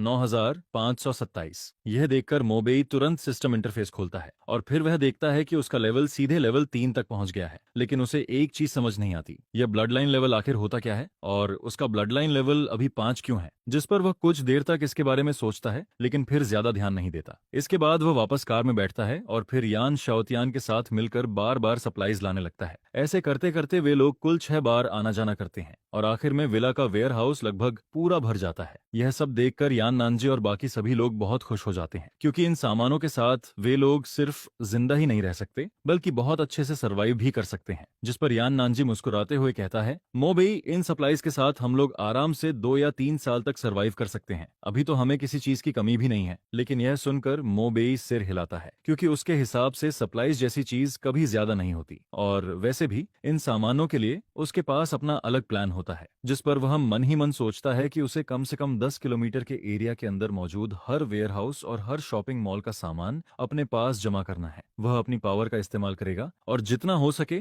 उतनी सप्लाईज इकट्ठा करेगा। इसके बाद शाम होते होते और फिर सनसेट के बाद मोबेई आसपास के लगभग हर वेयर हाउस और शॉपिंग मॉल को लूट चुका होता है। और जहां तक बाकी लोगों की लाइफ और डेथ का सवाल होता है, तो सच कहें तो उसे इससे कोई फर्क नहीं पड़ता। इस दुनिया में अब हर इंसान को सिर्फ अपने बारे में सोचना पड़ता है और मोबेई भी यही करता है। रात होने के बाद बाहर का माहौल अभी भी खतरनाक बना रहता है। सभी लोग जानते हैं कि दोबारा बारिश होने के बाद बाहर निकलना मौत को बुलाने जैसा होगा, जिस पर सभी लोग अपने अपने घरों के अंदर छिपे रहते हैं। लेकिन मोबेई की विला बाकी सबसे अलग होती है। वहां चारों तरफ लाइट्स जल रही होती हैं और धीरे धीरे बारबेक्यू की खुशबू पूरे एरिया में फैलने लगती है, क्योंकि मोबेई की देखरेख में वहां एक शानदार डूम्सडे बारबेक्यू पार्टी तैयार की जा रही होती है, जिस पर बारबेक्यू की खुशबू धीरे धीरे पूरी विला एरिया में फैलने लगती है और बहुत सारे लोगों का ध्यान अपनी तरफ खींचती है। और फिर कुछ ही देर बाद एक बिना बुलाया हुआ आदमी विला के बाहर आ जाता है। वह एक सूट पहना हुआ मिडिल एज्ड आदमी होता है, जो बाहर खड़े होकर कहता है, सर, मैंने पूरे दिन से कुछ गर्म नहीं खाया है, क्या आप मुझे थोड़ा सा खाना दे सकते हैं? मैं आपसे भीख मांगता हूँ। जिस पर उस आदमी को देखते ही यान नानजी अचानक मुस्कुराने लगता है, क्योंकि वह आदमी उसका पुराना राइवल होता है। उसकी रॉयल ग्रुप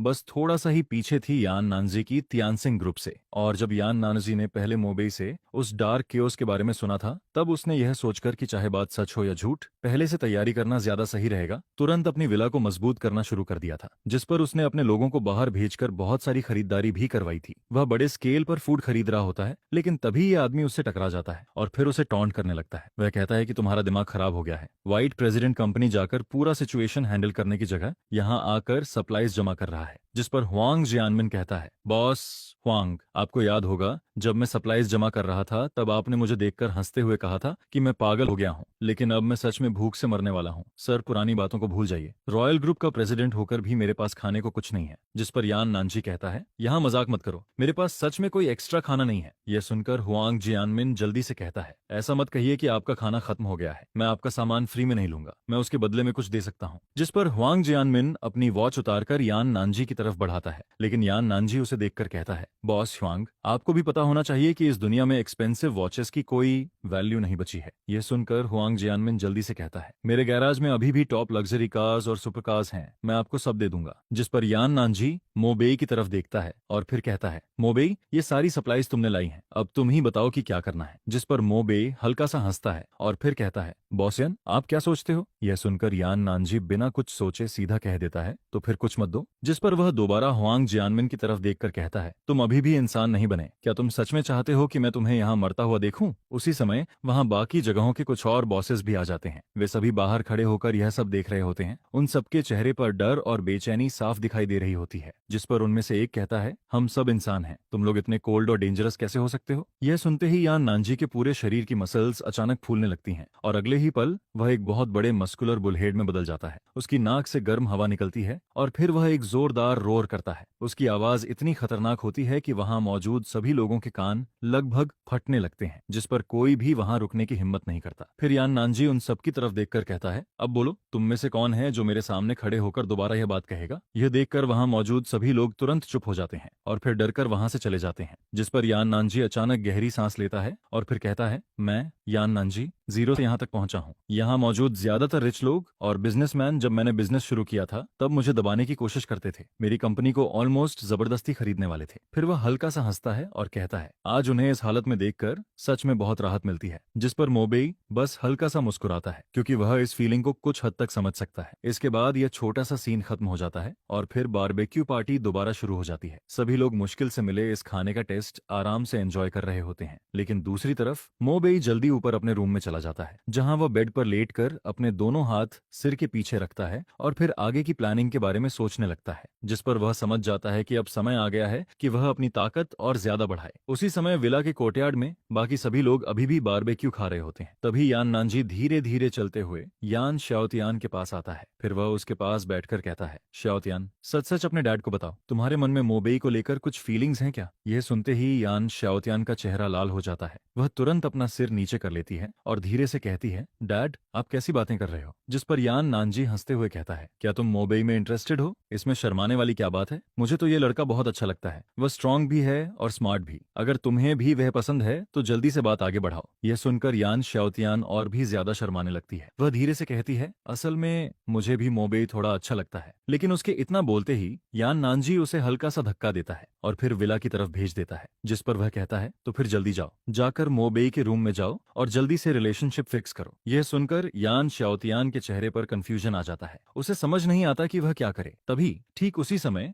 विला के बाहर एक कैडिलैक आकर रुकती है और फिर उसमें से एक येलो हेयर वाला लड़का बाहर निकलता है। जिस पर जैसे ही यान शाओतियान उसे देखती है, उसके चेहरे का एक्सप्रेशन तुरंत बदल जाता है और दूसरी तरफ यान नानाजी का चेहरा भी धीरे धीरे डार्क होने लगता है, क्योंकि वह लड़का ली चिंगशान होता है, जो हमेशा से यान शाओतियान के पीछे पड़ा हुआ होता है। फिर ली चिंगशान हंसते हुए कहता है, अंकल यान, आप भी यहाँ हो, बहुत अच्छा हुआ। अब मैं एक रियल वॉरियर बन चुका हूँ। मैं इस बार शाओतियान को प्रपोज करने आया हूँ। अब मैं आपकी प्रेशियस बेटी के लायक हूँ। लेकिन उसे यान नानजी के चेहरे की हालत से कोई फर्क नहीं पड़ता। जिस पर वह अपनी कार का पीछे वाला बॉक्स खोलता है और उसमें से कुछ पुराने और एक्सपायर्ड कैनेड फूड बाहर निकालता है। फिर वह उन कैंस को आगे बढ़ाते हुए कहता है, अंकल यान, शाओतियान, ये फूड रख लीजिए, इसे मेरी तरफ से गिफ्ट समझिए। फिर वह घमंड से कहता है, 30 ईयर कॉन्ट्रैक्ट और 30 साल की मेहनत के बाद अब मैं पहले वाला इंसान नहीं रहा। यह सुनकर यान शाओतियान अपना चेहरा दूसरी तरफ घुमा लेती है। उसकी आंखें थोड़ी लाल हो जाती हैं, लेकिन वह इमोशनल नहीं होती, बल्कि उसे बहुत शर्मिंदगी फील होती है कि ऐसा इंसान उसे पसंद करता है। जिस पर यान नानजी यान शाओतियान के सामने खड़ा हो जाता है और फिर ली चिंगशान की तरफ देखकर कहता है, मैं तुम्हें आखिरी बार समझा रहा हूँ, शांत रहो। लेकिन ली चिंगशान हंसते हुए कहता है, अब मैं एक हाई लेवल वॉरियर हूँ। अगर आपको अभी भी यकीन नहीं है तो मुझे मारकर देख लीजिए। मैं आपको 3 पंच मारने का मौका देता हूँ। यह सुनते ही यान नानजी का गुस्सा पूरी तरह फट जाता है। अगले ही पल उसका शरीर फिर से बदलने लगता है और वह एक 3 मीटर लंबे मसलर बुलहेड में बदल जाता है। फिर वह दांत भींचते हुए कहता है, अगर तुम मेरे 3 पंच झेल गए तो मैं शाओतियान की शादी तुमसे कर दूंगा। यह देखकर ली चिंगशान भी थोड़ा घबरा जाता है, लेकिन फिर भी वह हिम्मत दिखाते हुए कहता है, ठीक है, जैसा आपने कहा, अगर मैं आपके 3 पंच झेल गया तो शाओतियान मेरी होगी। जिस पर यान नानजी उसे घूरते हुए एक एक शब्द बोलता है, मैं कोई सिविलाइज्ड आदमी नहीं हूँ और मैं जेंटलमैन बनने का नाटक भी नहीं करता। लेकिन तभी ली चिंगशान पीछे हटने लगता है और फिर कहता है, अगर आपको मैं पसंद नहीं हूँ तो मैं चला जाता हूँ, लेकिन अंकल यान, मैं शाओतियान को बहुत अच्छे से रखूंगा। आखिर वह सिर्फ एक नॉर्मल लड़की है। अगर वह मेरे साथ रहेगी तो उसे कभी तकलीफ नहीं होगी। यह सुनते ही यान नानजी पूरी तरह भड़क जाता है, जिस पर वह तुरंत पास में रखा बारबेक्यू ग्रिल उठा लेता है। जिस पर यान नानजी वह बारबेक्यू ग्रिल उठाकर सीधे कैडिलैक की तरफ फेंक देता है और दूसरी तरफ ली चिंगशान जल्दी से वहां से भागने लगता है। उसके हाथ में अभी भी वे 7 एक्सपायर्ड कैंड फूड होते हैं, लेकिन भागते हुए भी वह पीछे मुड़कर देखना नहीं भूलता। जिस पर यान नानजी गुस्से में उसे घूरता रहता है। वह सिर्फ यही सोचता है कि काश उसने अभी कम खाना नहीं खाया होता, वरना वह अभी उड़कर उस लड़के को टुकड़ों में फाड़ देता। इसके बाद जब ली चिंगशान वहां से चला जाता है तब यान नानजी वापस अपने नॉर्मल रूप में आ जाता है। फिर वह यान शाओतियान की तरफ देखता है और बाकी सभी लोगों के सामने कहता है, शाओतियान, मोबेई वाली बात के बारे में फिर से सोचो, जल्दी शुरू करो। यह सुनकर यान शाओतियान इस बार मना नहीं करती। उसके अंदर सिर्फ नर्वसनेस होती है। वह धीरे से सिर हिलाती है, जिस पर उसके मन में उसके डैड की बातें बार बार घूमने लगती हैं। आखिर रिटेल वॉरियर सिस्टम वाले लोग नॉर्मल नॉर्मल इंसानों से कई गुना ज्यादा स्ट्रांग होते हैं और वह दूसरी चीजों में भी वैसे ही होते हैं। मोबेई की ताकत इतनी ज्यादा है कि वह खुद नहीं जानती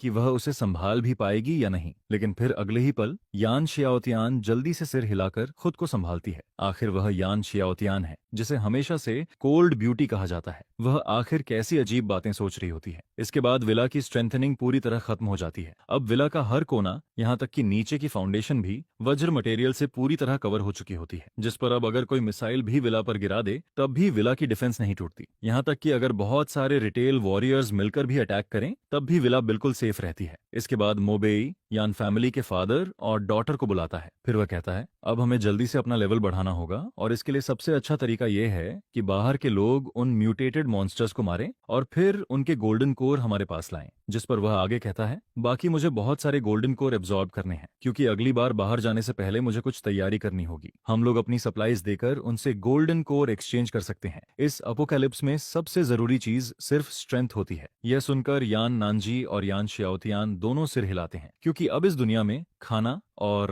ताकत दोनों किसी भी चीज से ज्यादा जरूरी होते हैं। लेकिन इन दिनों यान शाओतियान थोड़ी खोई खोई रहने लगती है क्योंकि उसके दिमाग में बार बार उसके डैड की बात घूमती रहती है। मोबेई बहुत अच्छा था, वह स्ट्रांग भी है, स्मार्ट भी है और सबसे बड़ी बात वह हैंडसम भी है। ऐसे टाइम में ऐसा आदमी किसी खजाने से कम नहीं होता। जिस पर यान शाओतियान सोचती है कि अगर मोबेई चाहे तो बहुत जल्दी उसके आसपास लड़कियों की लाइन लग जाएगी। फिर वह मन में सोचती है नहीं, मुझे जल्दी कुछ करना होगा। लेकिन यह सोचते ही वह और भी ज्यादा नर्वस हो जाती है क्योंकि वह हमेशा से बाहर की दुनिया के सामने एक कोल्ड और सीरियस लड़की की तरह रहती आई है। उसके आसपास हमेशा बहुत सारे लड़के रहे हैं लेकिन उसने कभी किसी को पसंद नहीं किया और अब उसे खुद जाकर मोबेई से अपने दिल की बात कहनी होगी। यह सोचकर ही उसका चेहरा लाल हो जाता है। उसे बिल्कुल समझ नहीं आता कि वह क्या करे। लेकिन तभी जब यान शाओतियान अपने मन में यह सब सोच रही होती है तभी कुछ गाड़ियां विला के बाहर आकर रुकती हैं, जिस पर उन कार से कुछ लोग नीचे उतरते हैं। उनके हाथ में कुछ स्नेक स्किन बैग्स होते हैं और उन बैग्स के अंदर बहुत सारे गोल्डन कोर भरे होते हैं। दूसरी तरफ मोबेई पहले ही विला के बाहर लगे सर्विलांस से यह सब देख चुका होता है, जिस पर वह सीधा दरवाजा खोलकर बाहर चला जाता है। जैसे ही वे लोग मोबेई को देखते हैं वे तुरंत बहुत ऑनेस्टली बिहेव करने लगते हैं क्योंकि वे जानते हैं कि मोबेई कोई नॉर्मल इंसान नहीं बल्कि एक बहुत डेंजरस आदमी है। जिस पर उनमें से एक जल्दी से कहता है गलत मत समझिए, हमारा कोई बुरा इरादा नहीं है, हम बस सप्लाईज एक्सचेंज करने आए हैं। फिर वह अपने हाथ में पकड़ा हुआ बैग खोलता है और कहता है ये सब गोल्डन कोर हैं जो हमने उन मॉन्स्टर्स को मारकर निकाले हैं। जिस पर मोबेई उन बैग्स के अंदर नजर डालता है, वहां कम से कम 10 से ज्यादा गोल्डन कोर होते हैं। इसके बाद मोबेई सिर हिलाता है और फिर लोगों से कहता है कि कुछ सप्लाईज लाकर इन लोगों को दे दो। जिसके बाद वह सारे गोल्डन कोर लेकर वापस विला के अंदर आ जाता है। वापस आने के बाद मोबेई उनमें से एक एक गोल्डन कोर यान नानजी और यान शाओतियान को देता है ताकि वे लोग भी उसे एब्जॉर्ब कर सकें। लेकिन मोबेई जैसा नहीं होता क्योंकि नॉर्मल रिटेल वॉरियर्स के लिए एक गोल्डन कोर एब्जॉर्ब करना ही बहुत मुश्किल होता है। उसमें बहुत ज्यादा एनर्जी लगती है। एक गोल्डन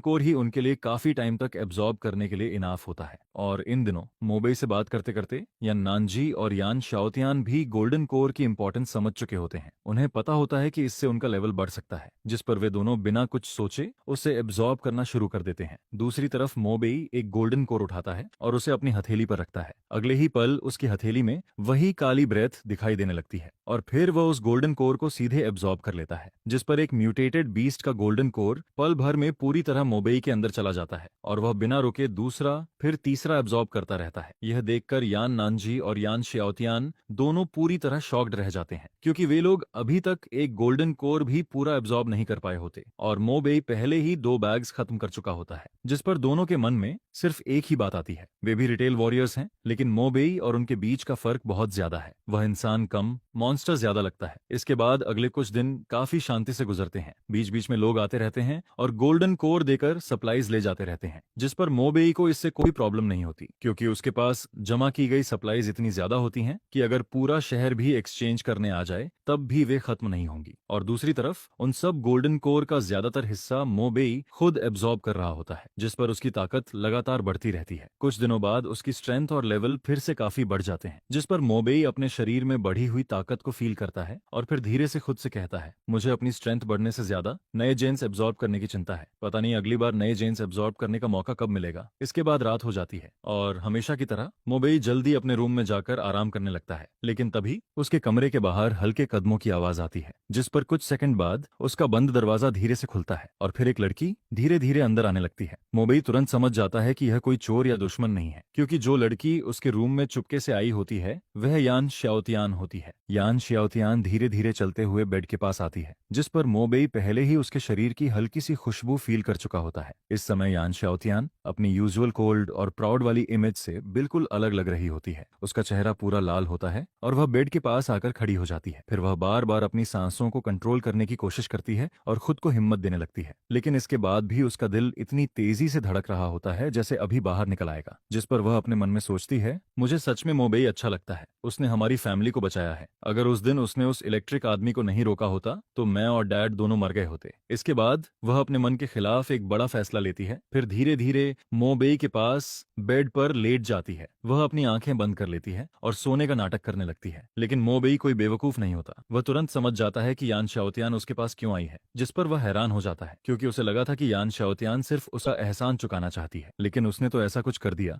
जिसकी उसने बिल्कुल उम्मीद नहीं की थी। फिर मोबई धीरे से कहता है, तुम यहाँ क्या कर रही हो? यह सुनते ही यान श्याओतियान, जो अभी तक अपने दिल की धड़कन दबाने की कोशिश कर रही होती है, डरकर हल्का सा चीख पड़ती है, जिस पर उसका चेहरा और भी ज्यादा लाल हो जाता है। उसकी आंखें इधर उधर देखने लगती हैं। वह कुछ बोल नहीं पाती, लेकिन अगले ही पल वह अपना मन बदल लेती है, क्योंकि वह अब आधे रास्ते में पीछे नहीं हट सकती। जिस पर मोबे कुछ समझ पाता, उससे पहले ही यान श्याओतियान अचानक पलट कर उसकी तरफ आ जाती है और फिर वह बिना कुछ बोले अपने गर्म होंठ उसके होंठों पर रख देती है। इसके बाद कमरे में पूरी तरह सन्नाटा छा जाता है। बाहर चांदनी जमीन पर शांत होकर चमक रही होती है, लेकिन वह कमरे के अंदर चल रही गर्माहट तक नहीं पहुंच पाती। इसके बाद अगली सुबह चौथे दिन मोबेई बहुत जल्दी उठ जाता है। उसका चेहरा पहले जैसा ही नॉर्मल होता है, लेकिन दूसरी तरफ यान श्याओतियान लगभग दोपहर में उठती है और जब वह चलती हुई नीचे आती है तब उसका चलने का तरीका थोड़ा अजीब लग रहा होता है, जिस पर लिविंग रूम का माहौल थोड़ा ऑकवर्ड हो जाता है। हालांकि यान नानजी के दिल में बहुत खुशी होती है, लेकिन वह कुछ नहीं कहता। तभी मोबेई अचानक उसकी तरफ देखकर कुछ बोलने लगता है, लेकिन उससे पहले ही यान नानजी हाथ उठाकर कह देता है, तुम दोनों की बातों में मैं नहीं पड़ूंगा, तुम लोग जो करना चाहते हो खुद डिसाइड करो। फिर वह अचानक याद करके कहता है, वैसे मोबेई आज सुबह फिर बहुत सारे लोग सप्लाईज एक्सचेंज करने आए थे। जिस पर मोबेई सिर हिलाता है। फिर वह अपना सूटकेस खोलता है और उसके अंदर रखे गोल्डन कोर अब्सॉर्ब करना शुरू कर देता है। कुछ ही मिनटों में सूटकेस के अंदर रखे सारे गोल्डन कोर उसके अंदर चले जाते हैं, जिस पर अचानक उसके दिमाग में सिस्टम की आवाज गूंजती है, कंग्रेचुलेशंस, होस्ट का लेवल बढ़कर लेवल 10 हो गया है और एक नया डवोर चांस अनलॉक हो गया है। अब होस्ट प्लांट्स और इंसेक्ट्स को भी डवोर कर सकता है। यह सुनकर मोबेई थोड़ा सोचने लगता है। हालांकि उसे अभी भी समझ नहीं आता कि ब्लड लाइन लेवल का क्या मतलब है, लेकिन उसके लिए अभी वह बात ज्यादा जरूरी नहीं होती, क्योंकि उसे एक और डवोर चांस मिल चुका होता है और इस बार उसके पास एनिमल्स के अलावा प्लांट्स और इंसेक्ट्स में से भी कुछ चुनने का मौका होता है, जिससे उसका अगला टारगेट ढूंढना और आसान हो जाता है। जिस पर मोबेई मन ही मन सोचता है कि अब उसे दो काम करने हैं। पहला, उसे एक नया डवोर टारगेट ढूंढना है और दूसरा, उसे वह रेस्यूरेक्शन इक्विपमेंट ढूंढनी है, क्योंकि वह इक्विपमेंट बहुत ज्यादा पावरफुल होती है। अगर किसी के पास वह हो तो उसके पास जैसे दूसरी जिंदगी आ जाती है, लेकिन उसे ढूंढना आसान नहीं होता, क्योंकि अपने पिछले जीवन में मोबेई ने देखा था कि वह इक्विपमेंट लॉन्गहू माउंटेन के फैट डहाई के हाथ लगी थी और उसी इक्विपमेंट की वजह से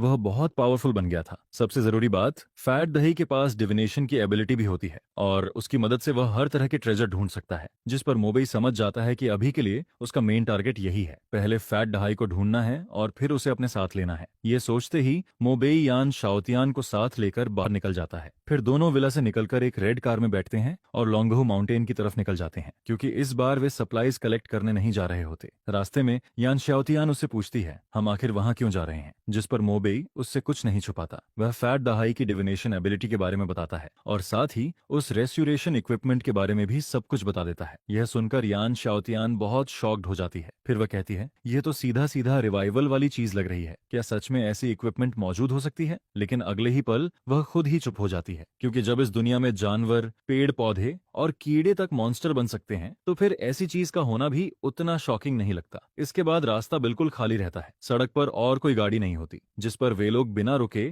लगभग 2.5 घंटे तक ड्राइव करते हैं और आखिर में लॉन्गहू माउंटेन पहुंच जाते हैं। लेकिन मोबेई वहां का सीनरी देखने नहीं आया होता, जिस पर वह कार को सीधे टाओइस्ट टेम्पल के बाहर रोक देता है। फिर जैसे ही दोनों कार से नीचे उतरते हैं तभी सामने का दरवाजा अचानक खुल जाता है और उसके बाद टॉय टाओइस्ट रोब पहना हुआ एक मोटा आदमी बाहर निकलता है। उसकी आंखें नींद से भरी होती हैं और वह चलते चलते जम्हाई ले रहा होता है। फिर वह कहता है, हम इंसेंस के बदले हर तरह की सप्लाईज ले सकते हैं। सबसे अच्छा होगा अगर तुम्हारे पास फूड हो। लेकिन उसकी बात पूरी होती उससे पहले ही मोबेई अचानक आगे बढ़ता है और सीधा उसके चेहरे पर एक पंच मार देता है, जिस पर फैट दहाई जमीन पर गिर जाता है और फिर शौक होकर चिल्लाता है, तुम क्या कर रहे हो? लेकिन मोबेई कोई जवाब नहीं देता। वह बस उसे घूरता रहता है, जिस पर फैट दहाई अचानक कांपने लगता है। उसका चेहरा सफेद पड़ जाता है और अगले ही पल वह सीधे मोबेई के सामने घुटनों पर बैठ जाता है। फिर वह जल्दी जल्दी कहता है, भाई मुझे छोड़ दो, मैंने गलती कर दी, तुम्हें जो चाहिए मैं सब दूंगा, बस मुझे मत मारो। यह देखकर यान शाओतियान पूरी तरह कंफ्यूज्ड हो जाती है। उसकी आंखें बड़ी हो जाती हैं क्योंकि उसे समझ ही नहीं आता कि यह सब अचानक क्या हो रहा है। जिस पर फैट दहाई उन दोनों को देखता है। फिर उसकी आंखें घूमती हैं और अगले ही पल वह अचानक पीछे मुड़कर भागने लगता है। फिर भागते हुए वह चिल्लाता है, यह पागल आदमी ऑनेस्ट लोगों को परेशान कर रहा है। हालांकि लॉन्गहू माउंटेन के टाओइस्ट्स के पास भी बॉडी मजबूत करने वाली टेक्निक्स होती हैं, लेकिन वे रिटेल वॉरियर्स जितनी स्ट्रांग नहीं होती। और फैट दहाई की असली ताकत तो उसके टैलिस्मैन और मैजिक में होती है। लेकिन अभी वह जल्दी में बाहर आया होता है। उसके पास सिर्फ एक पतला रोब होता है। उसने अपने टैलिस्मैन भी नहीं लिए होते। जिस पर कुछ दूर भागने के बाद फैट दहाई को अचानक थोड़ा कॉन्फिडेंस आ जाता है। लेकिन अगले ही पल उसके चेहरे की स्माइल पूरी तरह गायब हो जाती है क्योंकि मोबेई उसे देख रहा होता है। वो सीधे दाओ फुलू की तरफ देखता है और उसके पीछे एक फेदर शूट कर देता है, जिस पर वह स्टिलनेस सीधे डली हेवनली मास्टर के छोड़े हुए हाई लेवल फुलू को पेनिट्रेट कर देता है। यह देखकर मोबेई एक बहुत ही एक्स्ट्रा ऑर्डिनरी बात बोलता है, जिस पर वो बस अपने फिस्ट्स घुमाता ही रहता है। चाहे फैट है कि आवाज बंद हुई हो या नहीं, उसे बस सामने वाले को उसके दिल तक मारना था। फिर यह पूरा यूरोपियन स्टाइल फाइट करीब आधे घंटे तक चलता है, जिस पर फैट है अब चिल्ला भी नहीं पाता है। उसका गला पूरी तरह इच्ची हो चुका था। उसका बॉडी नंब होने लगता है और धीरे धीरे उसे पेन भी नॉर्मल लगने लगता है। फिर मोबेई उससे कहता है, मुझे चाहिए कि तुम वॉर कैप्चर टेक्निक में मेरे साथ कोऑपरेट करो, जिसके बदले में मैं तुम्हें मटेरियल्स दूंगा। जिस पर मोबेई की बात अभी रिकॉर्ड ही हुई थी कि यान शाओतियान तुरंत एक मीटिंग करता है। फिर बाहर जाता है और फेरारी में रखे कुछ बड़े बड़े बॉक्सेस अंदर लेकर आता है। यह देखकर फैट है तुरंत बोलता है, पूरा लाओ तज्जू को अनपरेड करेगा। ये बात पहले बोलनी चाहिए थी। इतने सारे मटेरियल्स निकाल दिए तो लाओ तज्जू पहले ही मान जाता। इसके बाद मोबेई कई बड़े बॉक्सेस भरकर मटेरियल्स एक्सचेंज करने के लिए तैयार हो जाता है, जिस पर फैट है के पास मना करने की कोई वजह ही नहीं बचती है। फिर मोबेई उससे कहता है, यही कंडीशन है जो मैं दे सकता हूँ। अगर तुम कोऑपरेट करने के लिए मान जाते हो तो नेचुरली सबसे अच्छा रहेगा,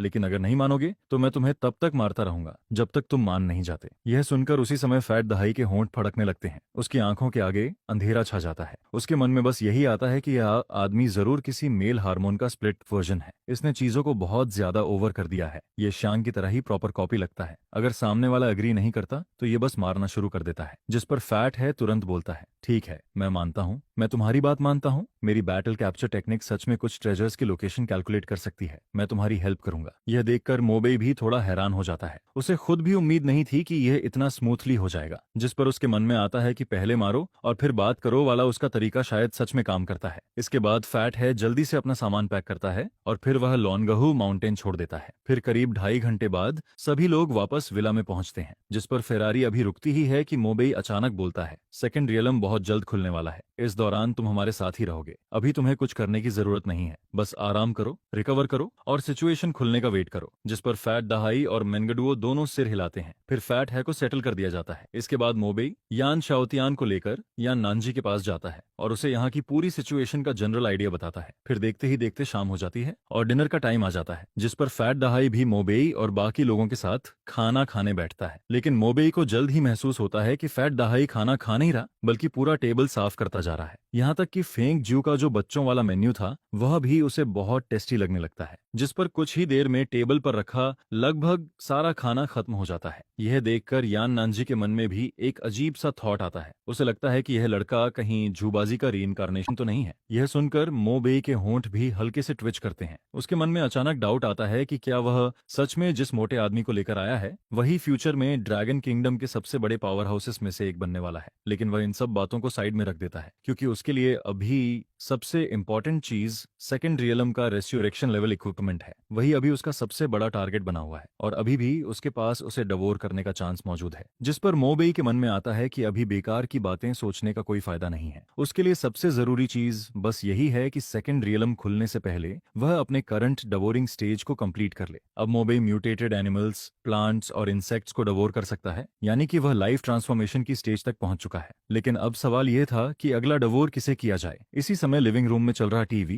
अचानक इमरजेंसी वेव स्केल पर स्विच हो जाता है, जिस पर न्यूज में बताया जाता है कि फर्स्ट रिसर्च इंस्टीट्यूट में एक इमॉर्टल म्यूटेटेड कॉकरोच दिखाई दिया है। अब मिलिट्री की तरफ से लगातार रेजिडेंट्स की हेल्प मांगी जा रही है। फिर टीवी पर एक पिक्चर दिखाई जाती है जिसमें इंस्टीट्यूट की लैब के अंदर का सीन दिखता है। वहां एक काले रंग का कॉकरोच दिखाई देता है जो साइज में लगभग एक किटन जितना बड़ा था। वह पूरे लैब में इधर उधर दौड़ता रहता है और सब कुछ बर्बाद करता जा रहा है, जिस पर कुछ ही देर में पूरा लैबोरेटरी मेज बन जाता है। वहां मौजूद सारे रिसर्चर्स उस जायंट कॉकरोच के सामने कुछ भी नहीं कर पाते हैं। फिर टीवी पर एक और कैओटिक सीन दिखता है जहां कोई हॉट वेपन से शूट करता है, फ्लेम्स बाहर निकलती हैं और यहां तक कि ऑटोमेटिक राइफल तक इस्तेमाल की जाती है। लेकिन जैसे ही बुलेट उस कॉकरोच को लगती है वह उसकी ब्लैक शेल से टकराकर वापस उछल जाती है और चिंगारियां निकलने लगती हैं। ये देखकर मोबेई धीरे से बोलता है, मैंने नहीं सोचा था कि कॉकरोच भी लाइफ ट्रांसफॉर्मेशन तक पहुंच जाएगा। लगता है अब सच में ये डिजास्टर कंट्रोल के बाहर जाता जा रहा है। फिर वह आगे बोलता है, मिलिट्री तक ऑनलाइन हेल्प मांग रही है। इसका मतलब सिचुएशन सच में बहुत खराब है। अच्छी बात बस इतनी है कि अभी सिर्फ एनिमल्स, प्लांट्स और इंसेक्ट्स म्यूटेट हो रहे हैं। बैक्टीरिया और माइक्रो ऑर्गेनिजम्स अभी नहीं बदले हैं, वरना अगर बैक्टीरिया भी म्यूटेट करने लगते तो ब्लू स्टार तुरंत एक रियल हेल बन जाता। इसके बाद मोबेई की आंखें धीरे से सिकुड़ती हैं। फिर वह बोलता है, उस कॉकरोच को अंडर एस्टिमेट मत करो। इतने सारे हॉट वेपन्स और जीरो लाइफ लेवल के अटैक के बीच भी वह अभी तक बचा हुआ है। ये बिल्कुल आसान नहीं है। फिर अचानक वह खड़ा होता है और कहता है, मैं अभी लैब जा रहा हूँ, मैं आता हूँ, तुम सब विला में ही रहना, बिना वजह बाहर मत जाना, बाकी बातें मैं वापस आकर करूंगा। यह सुनकर यान नानजी थोड़ा चौंक जाती है। उसके मन में आता है कि यह लड़का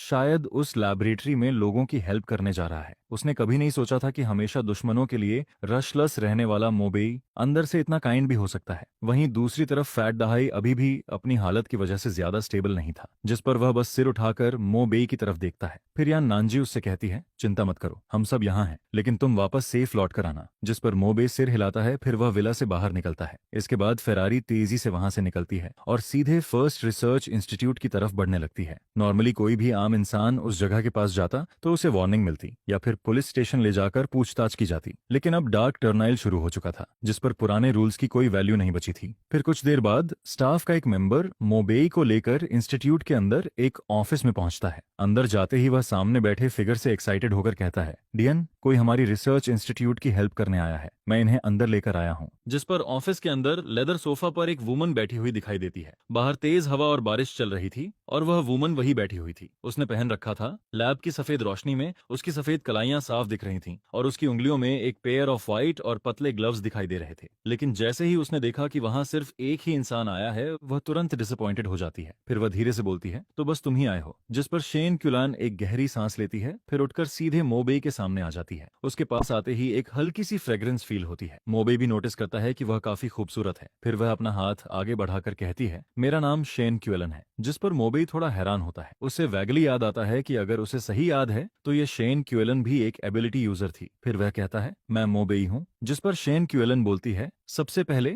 यहाँ आकर हमारी हेल्प करने के लिए थैंक्स, लेकिन ये कॉकरोच बिल्कुल भी कोई नॉर्मल म्यूटेंट बीस्ट नहीं है और हमारे लैब में ज्यादातर लोग सिर्फ बिगिनर लेवल के हैं। फिर वह थोड़ा रुककर कहती है, सब लोग अलग हैं, लेकिन सिंस तुम हेल्प करने आए हो तो मैं बस यही चाहती हूँ कि तुम अपनी सेफ्टी का ध्यान रखो। जिस पर मोबे सीधा जवाब देता है, डीन शन, बेकार की बातों को रहने दीजिए, अगर मैं यहाँ हेल्प करने आया हूँ तो मैं आपको पीछे नहीं खींचूंगा। इसके बाद शेन क्यूएलन खुद मोबेई को लेकर लैबोरेटरी के अंदर जाती है। अंदर का पूरा लैब पूरी तरह मेज बना हुआ था। स्पेशल मटेरियल से बनी वॉल्स तक में बड़े बड़े होल्स हो चुके थे। पूरा सीन देखने लायक नहीं था। वहां रिसर्च इंस्टीट्यूट के कई जीरो बीस्ट वॉरियर्स भी मौजूद थे, लेकिन इतने लोगों के होने के बावजूद वह म्यूटेंट कॉकरोच किसी को भी मौका नहीं दे रहा था। फिर अचानक जो म्यूटेंट कॉकरोच इतने लोगों के अटैक के बीच भी बिल्कुल ठीक था, वह अचानक रुक जाता है और सीधे मोबेई की तरफ दौड़ने लगता है। यह देखकर मोबेई भी शॉक्ड रह जाता है और मन ही मन गाली देता है। आधे मीटर जितना बड़ा वह जायंट कॉकरोच एक बेहद अजीब पोज में उसकी तरफ कूदता है, जिस पर मोबेई के दिमाग में बस एक ही बात आती है, इतने सारे लोग यहाँ खड़े हैं और इसके बगल में इतनी खूबसूरत डीन शेन क्यूलान भी खड़ी है, लेकिन यह कॉकरोच सिर्फ मेरी तरफ ही क्यों आ रहा है। वहीं दूसरी तरफ शेन क्यूएलन भी यह देखकर रिएक्ट करती है, लेकिन वह जीरो बीस्ट वॉरियर नहीं थी, इसलिए वह कुछ भी नहीं कर सकती थी। जिस पर पूरा कैओटिक सीन अचानक एक अजीब सी खामोशी में बदल जाता है। वहां मौजूद सभी लोग एक साथ मोबेई की तरफ देखने लगते हैं। सबको लगता है कि अब उसके साथ कुछ बुरा होने वाला है। फिर कुछ देर के लिए मोबेई भी रुक जाता है। वह ऑलमोस्ट अपने ट्रांसफॉर्मेशन स्टेट में जाने ही वाला था, लेकिन तभी अचानक एक ऐसा सीन होता है जिसे देखकर सभी लोग दंग रह जाते हैं, क्योंकि वह कॉकरोच मोबेई पर अटैक नहीं करता, बल्कि वह उसके सामने आकर रुक जाता है, फिर जमीन पर झुक जाता है और उसके मुंह से अजीब सी आवाज निकलने लगती है। जिस पर मोबेई अपना सिर खुजलाता है और कंफ्यूज्ड होकर बोलता है, क्या तुम मुझे सरेंडर कर रहे हो। फिर वह ऑकवर्ड होकर कहता है ठीक है थैंक्स, जिस पर वह कॉकरोच फिर से एक आवाज निकालता है जैसे वह मोबेई की बात का जवाब दे रहा हो। हालांकि मोबेई उसकी आवाज समझ नहीं पाता, लेकिन वह साफ देख सकता था कि उसका पोस्चर नीचे हो गया था, यानी कि वह कॉकरोच सच में उसके सामने सरेंडर कर चुका था। यह देखकर पूरे लैबोरेटरी के रिसर्चर्स और यहाँ तक कि शेन क्यूएलन भी पूरी तरह शॉक्ड रह जाते हैं। उन सब की समझ ही बदल जाती है। फिर मोबेई सीधा शेन क्यूलान की तरफ देखकर कहता है डैन शेन, लगता है सब सॉल्व हो गया है, इस कॉकरोच को मैं अपने साथ ले जाता हूँ। जिस पर वहां मौजूद सभी लोग बस उसे जाते हुए देखते रह जाते हैं। इसके बाद मोबेई उस कॉकरोच को लेकर लैब से बाहर निकल जाता है। फिर वह उसे एक सुनसान और दूर वाले कोने में ले जाता है। फिर वह कॉकरोच की तरफ देखकर बोलता है तुम मेरी बात समझ सकते हो, है ना? जिस पर वह कॉकरोच फिर से आवाज निकालता है और हल्का सा अपना सिर झुका देता है जैसे वह उसकी बात का जवाब दे रहा हो। फिर मोबेई सीधा बोलता है सेंस तुमने सरेंडर कर दिया है तो अब मैं तुम्हें डवोर करने वाला हूँ, तुम्हें कोई प्रॉब्लम तो नहीं है? यह सुनते ही वह कॉकरोच अचानक आवाज निकालता है, फिर तुरंत पलटकर भागने लगता है। उसके 8 पैर इतनी तेजी से चलते हैं कि वह ऑलमोस्ट गोली की तरह भागता है। यह देखकर मोबेई समझ जाता है कि सामने वाला सरेंडर तो कर चुका है, लेकिन उसकी अपनी सोच और कॉन्शियसनेस अभी भी बाकी है। वह कोई इमोशनलेस पपेट नहीं बना था। जिस पर मोबेई तुरंत अपनी ट्रांसफॉर्मेशन स्टेट में चला जाता है। अगले ही पल उसके शरीर से बिजली से भरे 2 अटैक्स निकलते हैं और सीधे भागते हुए कॉकरोच की तरफ शूट हो जाते हैं। फिर वह कॉकरोच पूरी तरह बिजली से ढक जाता है, जिस पर मोबेई अपने विंग्स हिलाता है और अगले ही पल उसके सामने पहुंच जाता है। फिर वह अपना सिर नीचे करता है और कॉकरोच के सिर को सीधा काट लेता है। कुछ ही देर में क्रंच जैसी आवाज आने लगती है। फिर कुछ मिनट बाद वह कॉकरोच पूरी तरह मोबेई के द्वारा डवोर कर लिया जाता है। फिर उसके दिमाग में एक आवाज सुनाई देती है कंग्रेचुलेशंस होस्ट, आपने म्यूटेंट कॉकरोच को सक्सेसफुली डवोर कर लिया है। जेनेटिक सीक्वेंस सक्सेसफुली एक्सट्रैक्ट हो चुका है। आपने नई एबिलिटी इवॉल्व की है, स्पिरिट वॉइड टेंटिकल।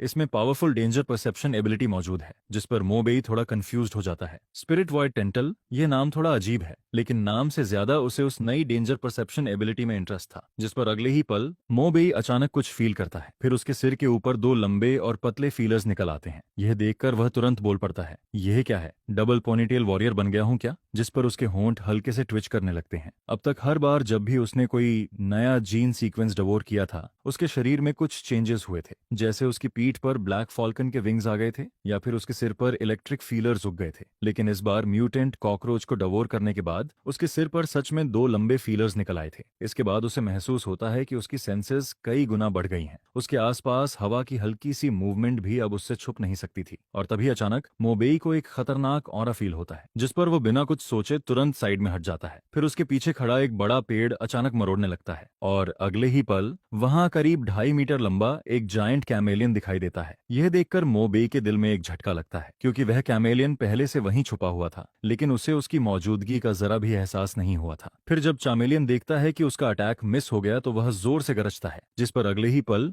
वह अपने चारों पैरों में ताकत लगाकर फिर से मोबेई की तरफ झपटता है। वह सीधा मोबेई की तरफ झपटता है, लेकिन अब मोबेई न सिर्फ सामने वाले की स्लो मूवमेंट को साफ साफ देख पा रहा था, बल्कि वह उसकी पूरी मूवमेंट ट्रैजेक्टरी भी एक्यूरेटली समझ पा रहा था। जिस पर अगले ही पल मोबेई अपना हाथ आगे बढ़ाता है और सीधे उस कैमेलियन के पेट पर रख देता है। फिर अचानक उसके हाथ से अनगिनत तेज दांत बाहर निकलते हैं, जिस पर वह कैमेलियन जोर से चीखने लगता है। उसके पेट का मांस पागलों की तरह फटने लगता है और कुछ ही सेकंड में उसके अंदर के सारे ऑर्गन्स बाहर निकल जाते हैं, जिस पर वह जायंट कैमेलियन वहीं पर तुरंत मर जाता है। यह देखकर मोबे कुछ देर तक अपने खून से भरे हाथ को देखता रहता है। वह काफी देर तक शॉक्ड खड़ा रहता है, फिर धीरे धीरे उसे होश आता है। इसके बाद उसके चेहरे पर एक्साइटमेंट आ जाती है। उसे समझ आ जाता है कि इस कॉकरोच टेंटिकल का इफेक्ट बिल्कुल छोटा नहीं है। इस चीज के साथ जब भी वह किसी से फाइट करेगा उसके पास एक बहुत बड़ा एडवांटेज रहेगा। लेकिन तभी अचानक पूरे आसमान का माहौल बदल जाता है। जो साफ स्काई थी वह अचानक काले बादलों से भर जाती है। फिर दूर किसी डायरेक्शन से एक काला लाइट पिलर सीधा आसमान में उठता है, जिस पर उसी समय वहां मौजूद अनगिनत लोग यह सीन देखते हैं। सेकंड रियलम खुल चुका था। यह देखकर मोबेई की आंखें सिकुड़ जाती हैं। उसकी आंखों में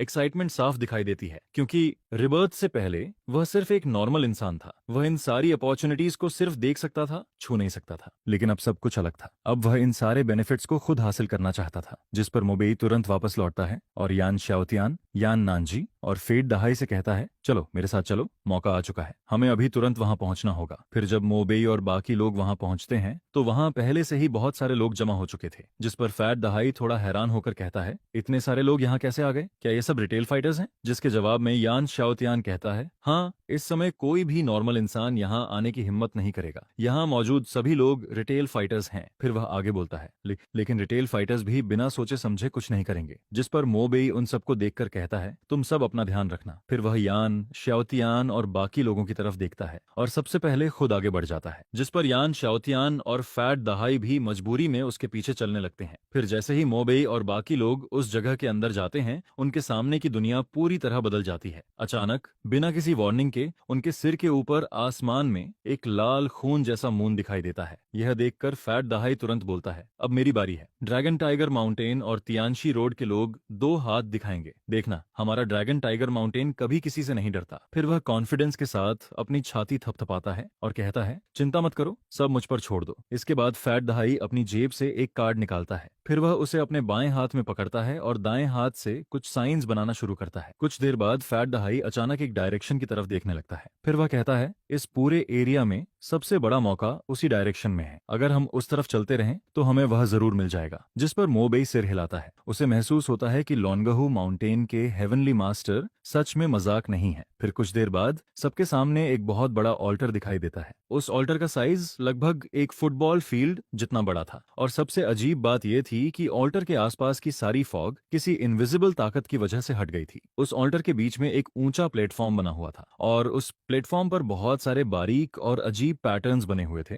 जिन्हें देखकर एक अजीब फीलिंग आती थी। फिर जब मोबेई ऊपर देखता है तो उसे वहां 6 क्रॉसेस दिखाई देते हैं। हर क्रॉस पर एक सेट आर्मर रखा हुआ था। वह पूरा ब्लैक कलर का था और उसके ऊपर एक अजीब सी पावर बह रही थी और हर आर्मर के बीच में एक पेल ब्लू कलर का जेम लगा हुआ था। उस जेम पर भी कुछ अननोन पैटर्न्स बने हुए थे। यह देखकर मोबेई की आंखें चमक उठती हैं, क्योंकि यही वह जगह थी और इन क्रॉसेस पर रखे वही आर्मर्स, वही रेस्यूरेक्शन इक्विपमेंट थे। जिस पर मोबेई बिना एक सेकंड वेस्ट किए अपनी ब्लैक विंग्स फैलाता है और सीधे उस प्लेटफॉर्म की तरफ उड़ने लगता है। लेकिन तभी अचानक एक जोरदार रोर सुनाई देता है जो पूरे अंधेरे आसमान में गूंज जाता है। फिर फॉग के अंदर से एक बहुत बड़ा मॉन्स्टर बाहर आता है और सीधे ऑल्टर के सामने उतर जाता है, जिस पर वह मोबेई का रास्ता रोक देता है। उस मॉन्स्टर का पूरा शरीर फॉग में छिपा हुआ था, लेकिन फिर भी उसका बड़ा बॉडी और हाथ में पकड़ा हुआ ट्राइडेंट साफ दिखाई दे रहा था। उस ट्राइडेंट पर नीली आग जल रही थी। यह देखकर मोबेई का चेहरा सीरियस हो जाता है, क्योंकि उसे तुरंत समझ आ जाता है कि यह डार्क साउंड फॉरेस्ट का मॉन्स्टर है। लेकिन यह कोई normal dark sound forest monster नहीं था। यह एक एलीट लेवल का डार्क साउंड फॉरेस्ट मॉन्स्टर था और उसके शरीर से निकलने वाली ऑरा देखकर मोबेई तुरंत समझ जाता है कि उसका लेवल बहुत ज्यादा था। वह मॉन्स्टर लेवल 20 तक पहुंच चुका था। यह महसूस करते ही मोबेई के चेहरे पर सीरियस एक्सप्रेशन आ जाता है। उसे समझ आ जाता है कि इस रेस्यूरेक्शन आर्मर को पाना इतना आसान नहीं होने वाला, क्योंकि उसके सामने अब लेवल 20 का डार्क साउंड फॉरेस्ट मॉन्स्टर खड़ा था। जिस पर उसके मन में अचानक एक सवाल आता है, अपनी पिछली लाइफ में आखिर फैट दहाई ने इस रेस्यूरेक्शन आर्मर को कैसे हासिल किया था।